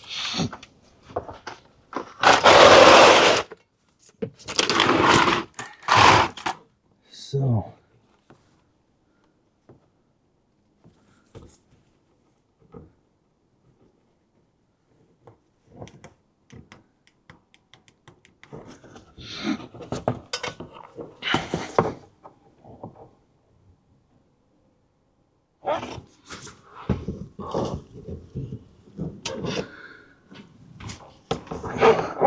Technically, if you want to really investigate further, then you would really need to remove all the plastics down.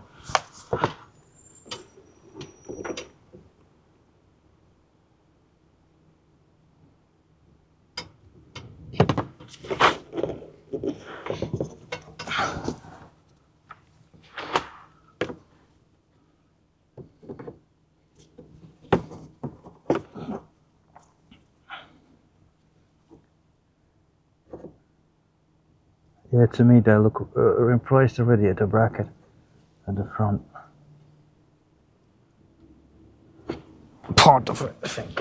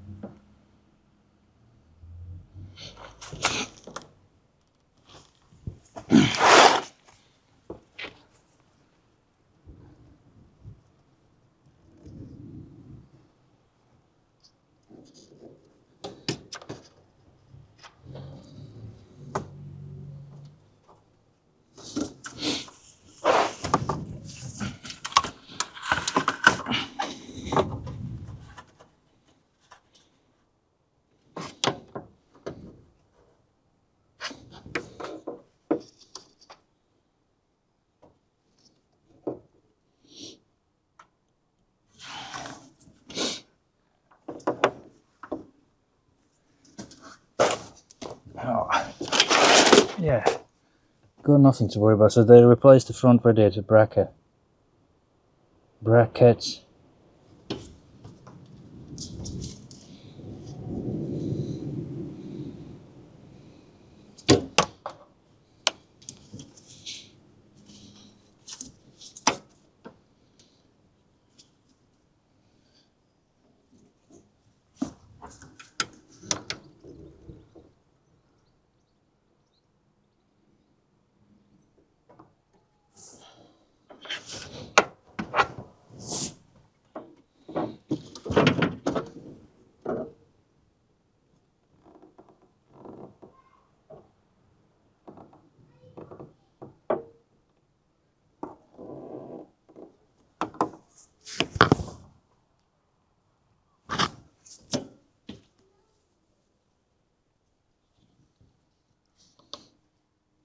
No, that side is fine. And the strut tower, that's fine too. Can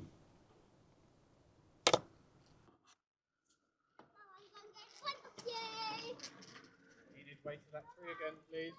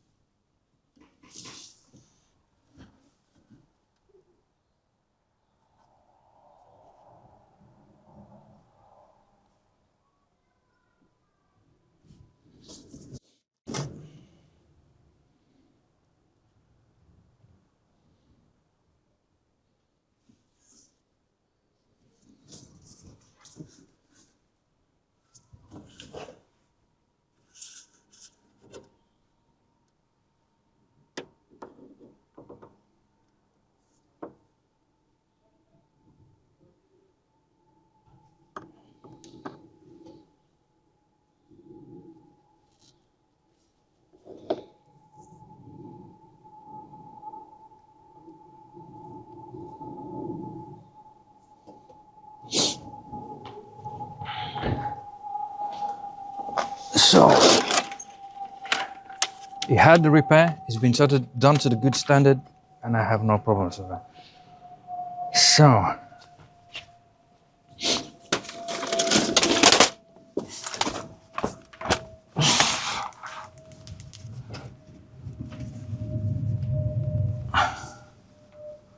what exactly and how much front replaced? I think yeah, whole front radiator bracket has been on the front being replaced.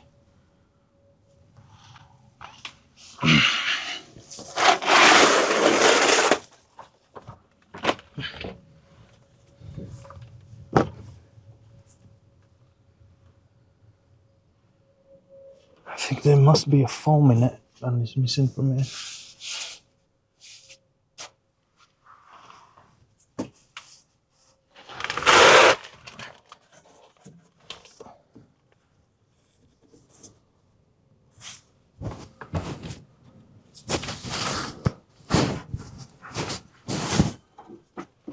And here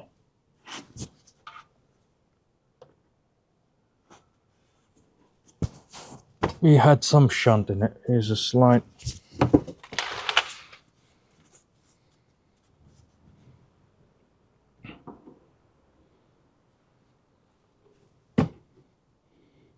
the rear bumper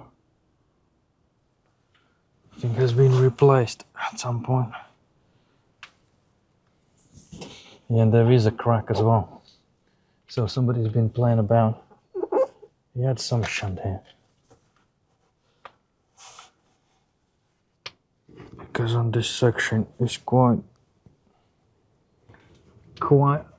a kink zone.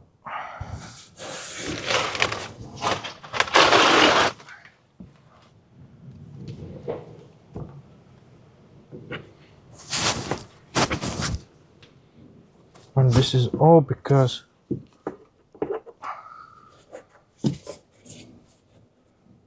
they don't use crash bars, you know. They got crash bar sections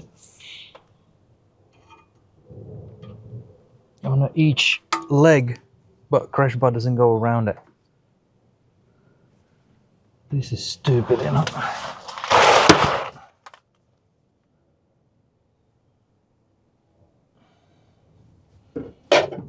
He had a very gentle shunt.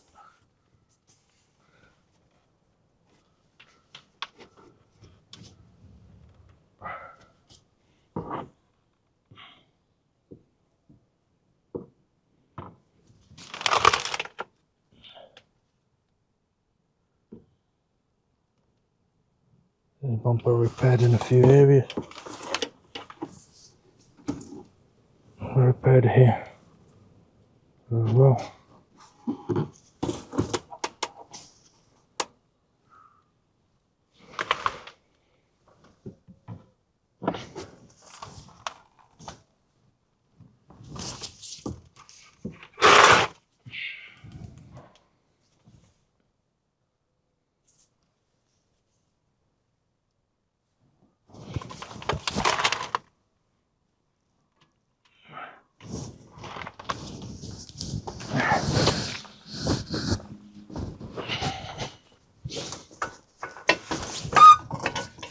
So, he had a very gentle shunt at some point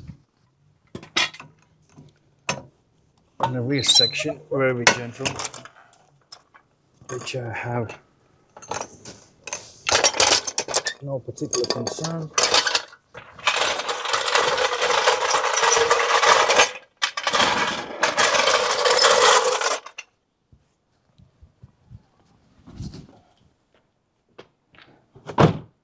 So, let me just move this car now to this side.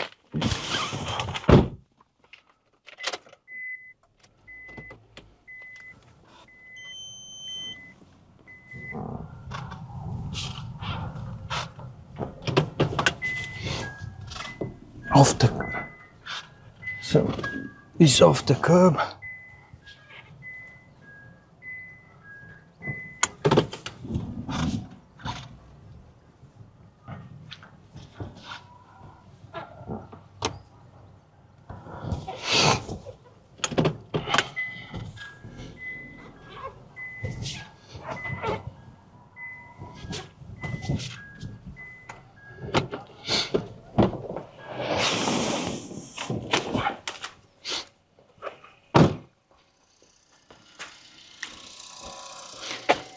So that's fine, I'll jack up this side.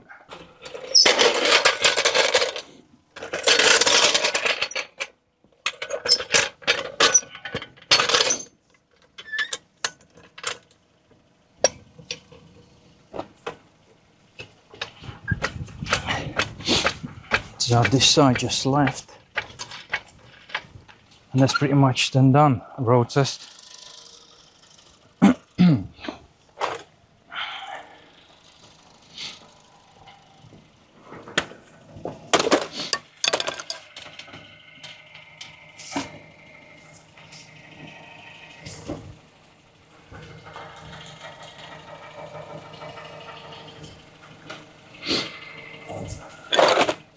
Suspension check.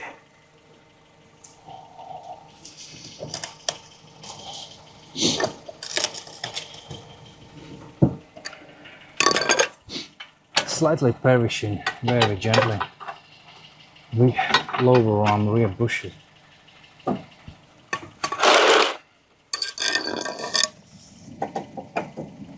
Otherwise, everything underside is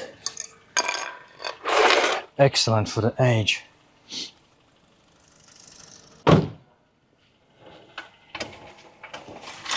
Check the rear. Apologize for sniffing.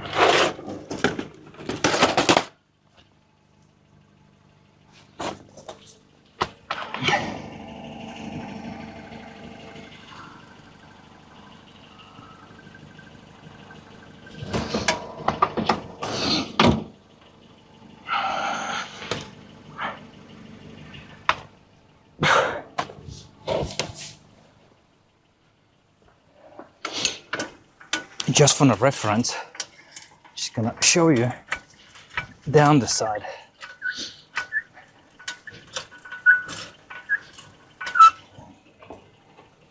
So you can see what I mean.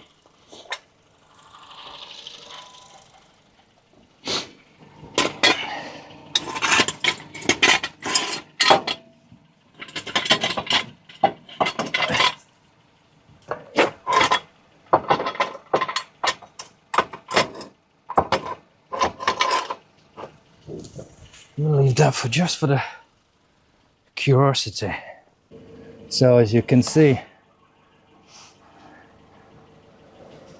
there is that like little shunt, if you can see.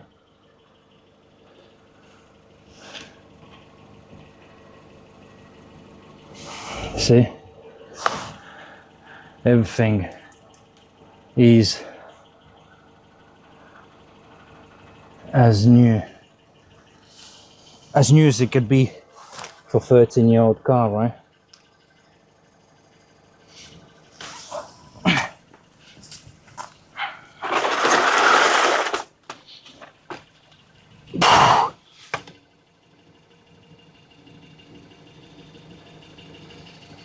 So,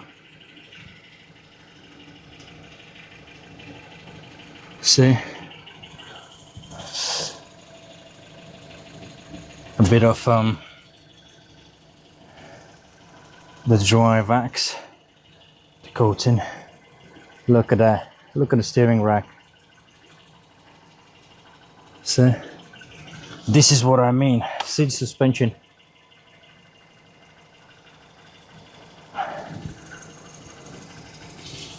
This is Japanese seal sections, exhaust.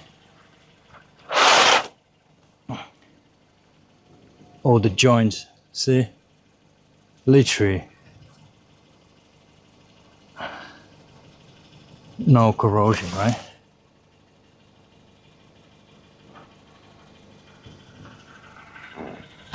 So you see, that is the difference. Dirty, bashed head, typical. Compared to 10-year-old or 7-year-old Japanese car in the UK. That is one of the Japanese pluses, right?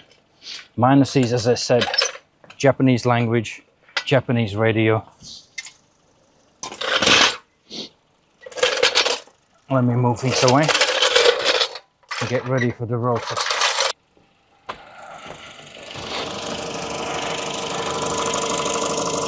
Getting everything away, getting ready for road test.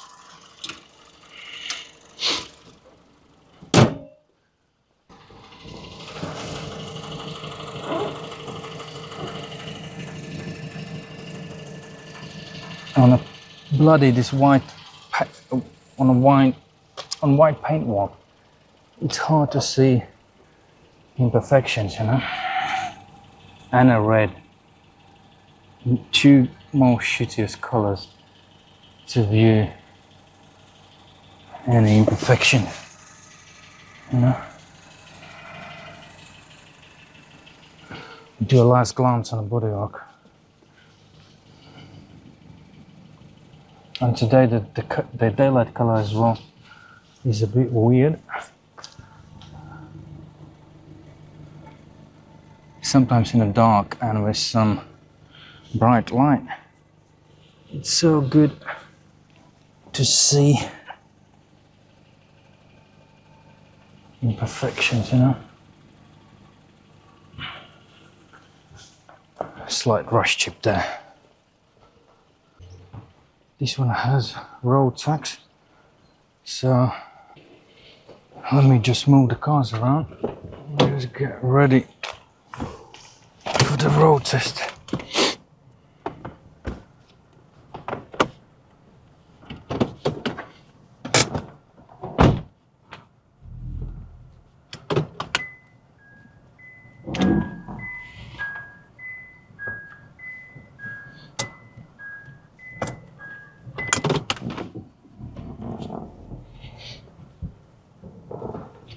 So let me do a walk around video for the customer, and a bit windy. My name is Klaus. Your inspector today. Inspected this jazz for you. It's from Japan, as you know. It's going to be a bit windy. Regards to overall, vehicle is in a good condition so far. For the age of mileage, I added what it needs. It needs tires, front pads. And there's nothing major. It is a bit windy. Regards to bodywork, visually it looks good. Alloys are good. There will be few stone chips. There would be a previous accident damage, which is done to the good standard, and I don't have any too much issues with it. This section has corrosion chips, one on this side and one on the other side of the vehicle. Interior everything is clean. I mean, with wear and tear is clean. Regards, it needs full valet. It's a bit dusty in it. There are a few marks, scuff here. It had an insignificant rear shunt in a boot in a valance floor, because of Japanese cars, they don't have a crash bar. Regards to resprays, rear bumper had some repairs to it. Respray. Rest of it is fine. That headlight at some point has been replaced. He had already the support replaced. To me, that's what it looks like. But everything has been done to the good standard, and I don't have any issues. There's a bit of surface corrosion developing on both legs. That could be cleaned up, especially on this one, on a both one. But it's kind of common on Japanese when you're driving. It gets all the moisture, water, rain, everything there, and it's starting to corrode. Regards to on this wind, respray quality is good. It's just on this section here is imperfections I noticed, and there's some scrapes, and there's a few colored up touch-ups for this on the chips. That's pretty much it. Usable battery for the mild hybrid is 75%, and 12-volt battery suggesting at some point replace. It's not failing at test, but it is getting low. There has been some fault codes which are, we'll check it on another after the road test, and we'll have a look how significant they could be, or if I will not find any information on their insignificant nature, I will not mention them. That's pretty much the vehicle. Everything underside is good. Some general wear and tear on the front lower arm bushes. They're perishing, but they're still fine. This headlight deteriorating, the lacquer sort of is coming off. Otherwise, so far I have nothing. There's no major reason to reject this vehicle for a 13-year-old car. Thanks for using us. Any drivability issues, I will add it in a report for you. So now I am ready for the road test.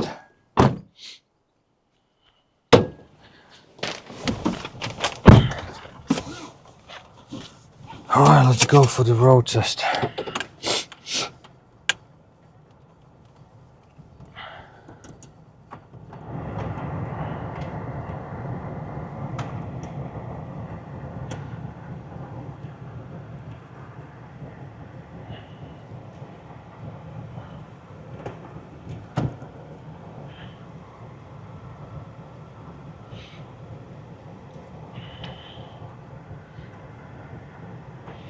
AC is working.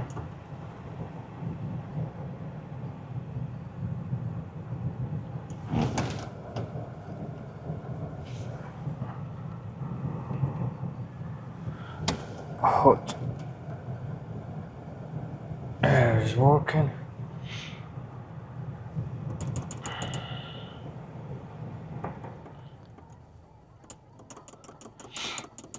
That is good. Let me turn this radio off.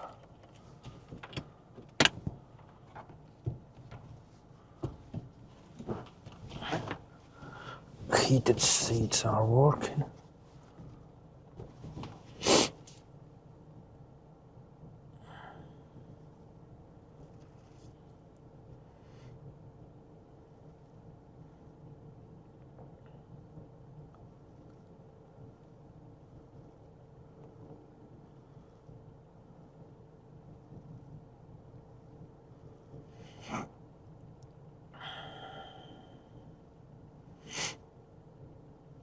Apologize for sniffing.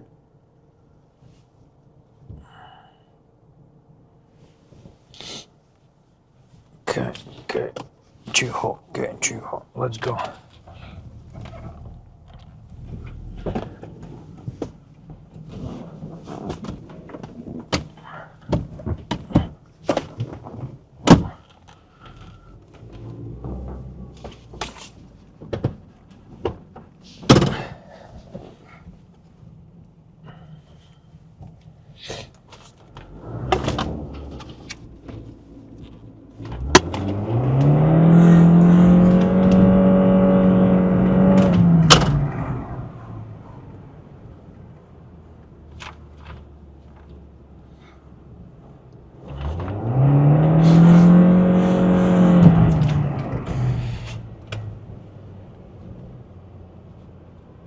Could do a bit of tracking, you know, not exactly perfect.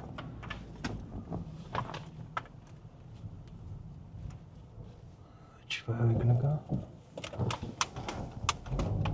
Let's go this way.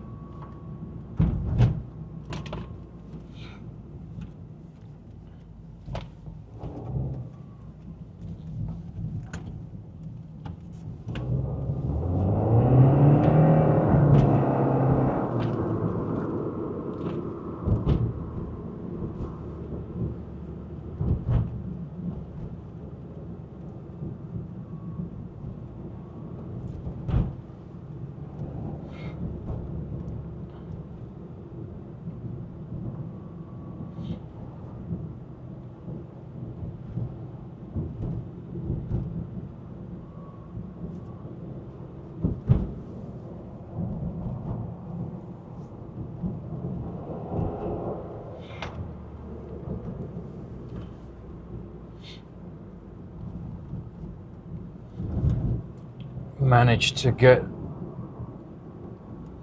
in the area, you can just get the speed where you can get. Sometimes you have to do naughty stuff and be sensible. It's just a reality, you know. This area is not that bad as I managed to do what I need to do.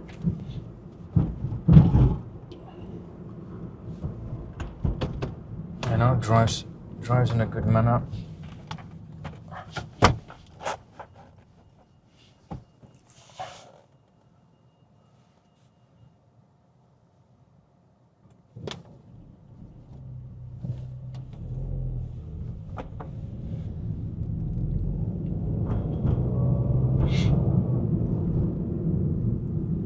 Normally I turn everything off, all the radio. I prefer Scylla not coming with me because they normally talk, you know, and I want to concentrate to be, everything is quiet, you know. The mirror is loose. And it's not secure properly.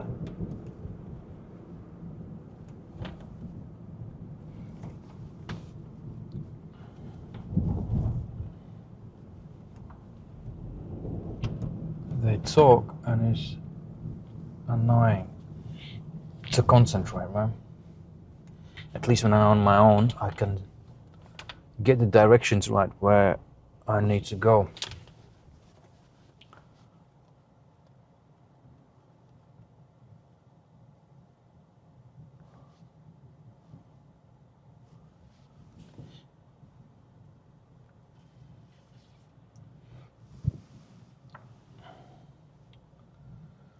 So after this traffic, we can go back. We got 8 minutes to get back. That will make it 15 altogether.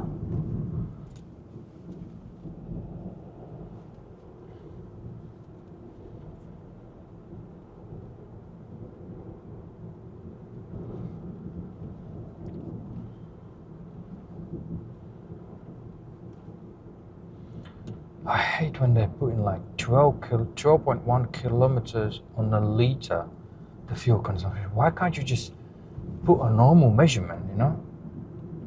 12.1 kilometers on a liter. Oh, stupid, you know. But yeah, as I did the video about the accident, the repair has been done to the good standard. It had happened at some point in lifetime. Those are way not recent repairs. Those are being done insurance repairs in Japan, you know. And it is what it is. Done to the good standard. Average person would never tell. That's where we can end this discussion. It's just at least you as a customer, you know, and you can make a rational decision. Do you want it or don't? It's just simple as that. You know, it's just a yes or no you want. The most cars at this age would have somebody who have done, you know, they would have some sort of accident by nature, you know. It's just it's life. It's like you fall on a pavement, trip on a pavement and break your hand or something, you know, or you got fracture, you know. But you've been done to the good doctor. As long as you've been done to the good doctor, or not somewhere under the bridge, you know. I guess that's what matters the most, you know.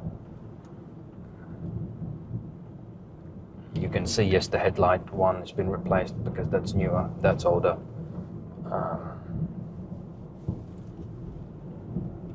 There is a bit fine. I can notice a bit fine, like a flat spot. But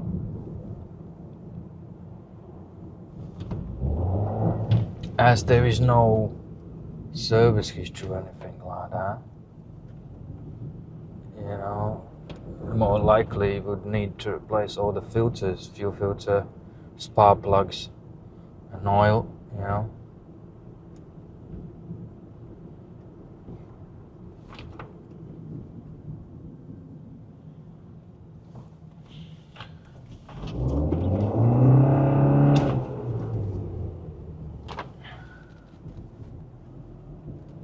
And I will get back, we'll do another diagnostic scan.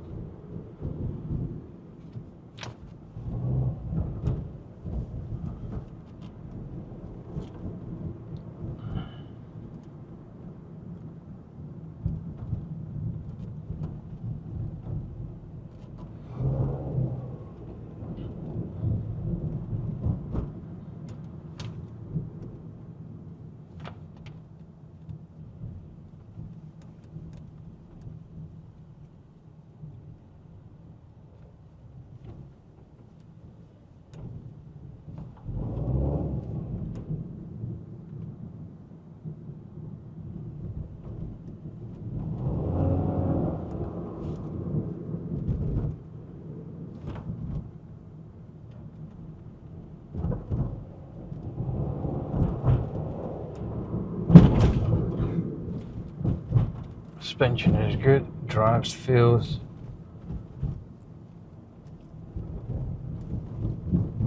as I would sort of expect it for a 13-year-old car.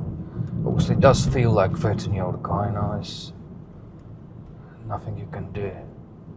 Just by nature certain things would rattle a bit more, you know, like interior plastics, trims. It would always give out that sensation of a 13-year-old car.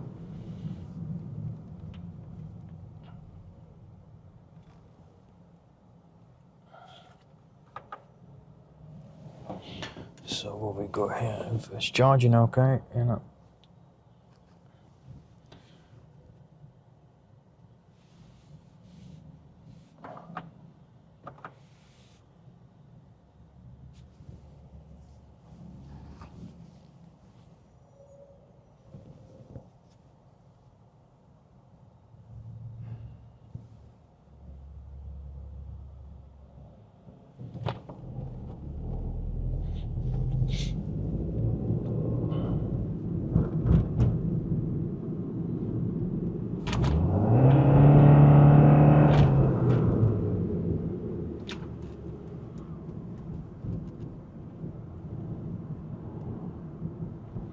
So we've got 5 minutes left. Less, 3.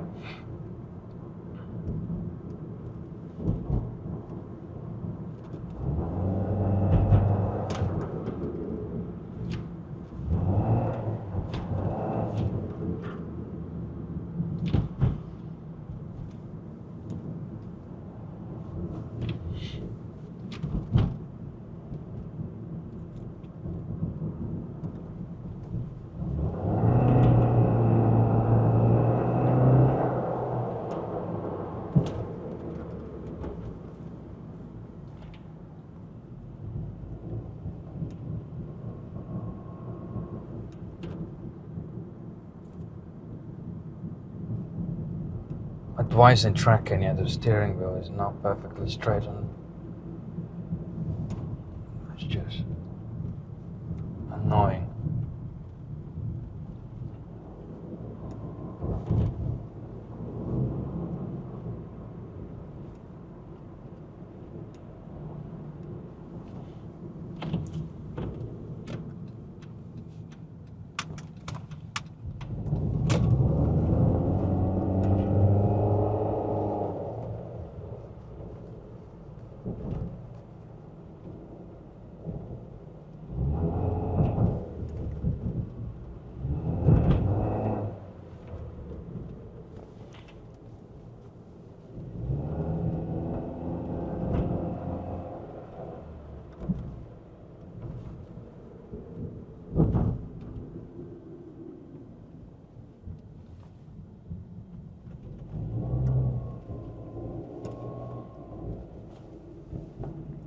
all systems.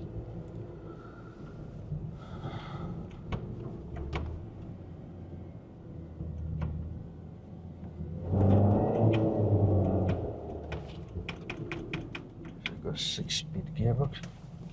Fine.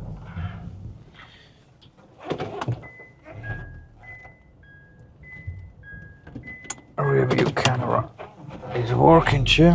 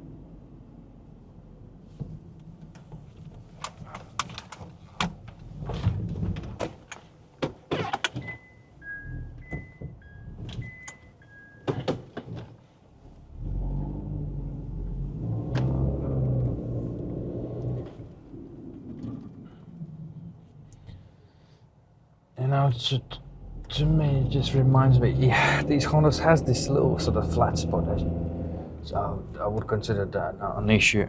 Just remember, when you drive them, just not go with weird sensation. But I will double check why this 124 kilometers ago fault's been cleared. Otherwise, the vehicle drives in good manner. There's no reason to reject the vehicle, in my opinion. Vehicle is in good condition for 13-year-old car and for 93,000 kilometers. So that's 60,000 miles, coming up to basically 60,000 miles. Not yet 60,000 miles.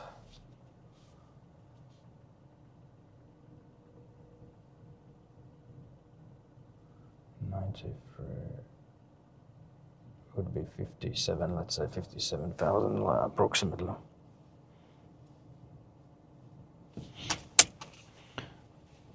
Wow, this is scanning. Let me just move my car, park this car on a drive.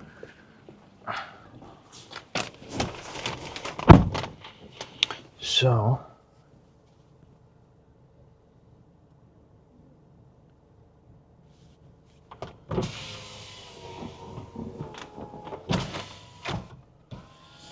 no, I don't want to do that.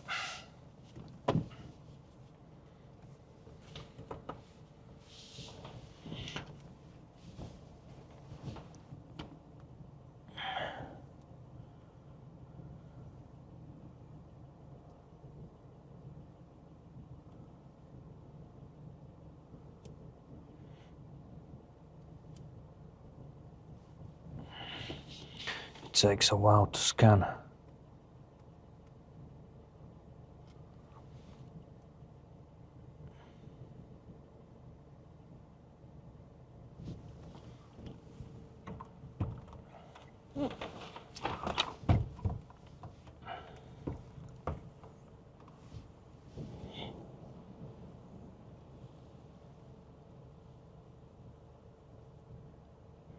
%75 left on a high voltage battery, so I've still got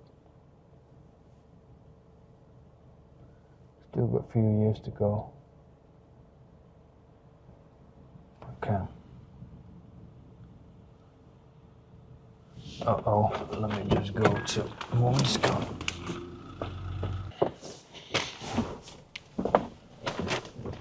Yeah, car probably in the bumpers has a bit shade difference, is very gentle, but it's fine.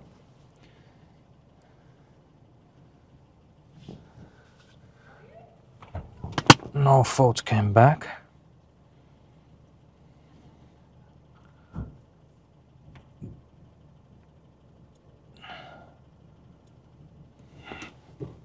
Let me take a picture.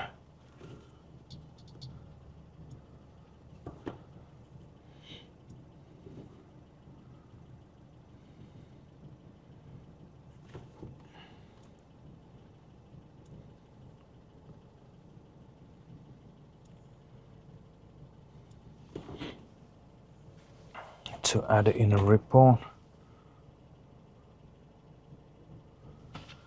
This is what I want to see at the end of the day. If you can see if there's no reflection, you know, no faults, some issues on a car, genuine, you know, no structural damages, had some insurance repairs, had some accident in the past, done to the good standard. End of the day, it is a used car, gives you a choice, and this is what you get from proper premium pre-purchase inspection from CarExamer. You know, anything else, any other options on the market is just waste of time. You know, you get potential repair cost estimates, advice, opinions, you know, and our premium inspection, our standard inspection is other options available in UK day premium inspection, right? So spend money wisely, know from who you're purchasing, and because this job can be done by qualified technician, right? It's no good when level 2 technician who has no experience or somebody without qualifications does some sort of health checks. You can do scratch reports for somebody, like most of the auction so they're like BCA, let's say, approved, right? As an example, they are done by unqualified people, you know, because technically, by nature, no person with qualification would walk in an auction doing scratch reports or those stupid health checks what they do, which is not worth the penny, you know, because this unqualified person normally does the job. They don't have qualifications to pinpoint major issues or issues with the vehicle, you know, and that's why it is paramount to be done by fully qualified technician. And however, because most of the qualified technician has attitudes, right, and they classify this job as a second class job, you know, like second class citizen job, and they will not do it because they just think they are the best technicians, you know. That is the problem. And none of the technicians will work for that sort of money what like auction sites pay, or what, so let's say, what Quick Fit sort of pays, let's say, for instance, right? They're just not gonna work. You know, a good mechanic would not work for shit money, and that's the problem. So that's why you're not gonna get a fully qualified technician on inspections, rarely so. But however, as I have founded this platform, I only work as fully qualified technician. I have a blueprint created. They all go through online training, right? So they all know you're not gonna find technician in this country normally. When you do qualifications, whether you do just bodywork and you are just an ape on anything else, you know, what's the point sending somebody on pre-purchase inspection checking bodywork, or he's an ape and doesn't know how engine works, right? He doesn't know anything else too much, you know. That's the problem in this country, you know. When I graduated in a college, you learn everything, you know, bodywork, gearbox operations, theory on everything, you know. And then obviously once you choose what you're going to do, whether you're going to be a body shop guy, panel beater, you know, obviously when it comes to the respray, we haven't been that's the section you don't learn. If you want to be when you want to respray things, that's a different thing, you know. Anyone can pick that skill up, you know. Just you need to learn the technology, right? But I'm getting too much into it. However, you know, most of the inspection options where you can get somewhere else offers you 1 hour inspection. So in that 1 hour, you can't do nothing, right? So we'll leave it as that. Take care and buy good cars.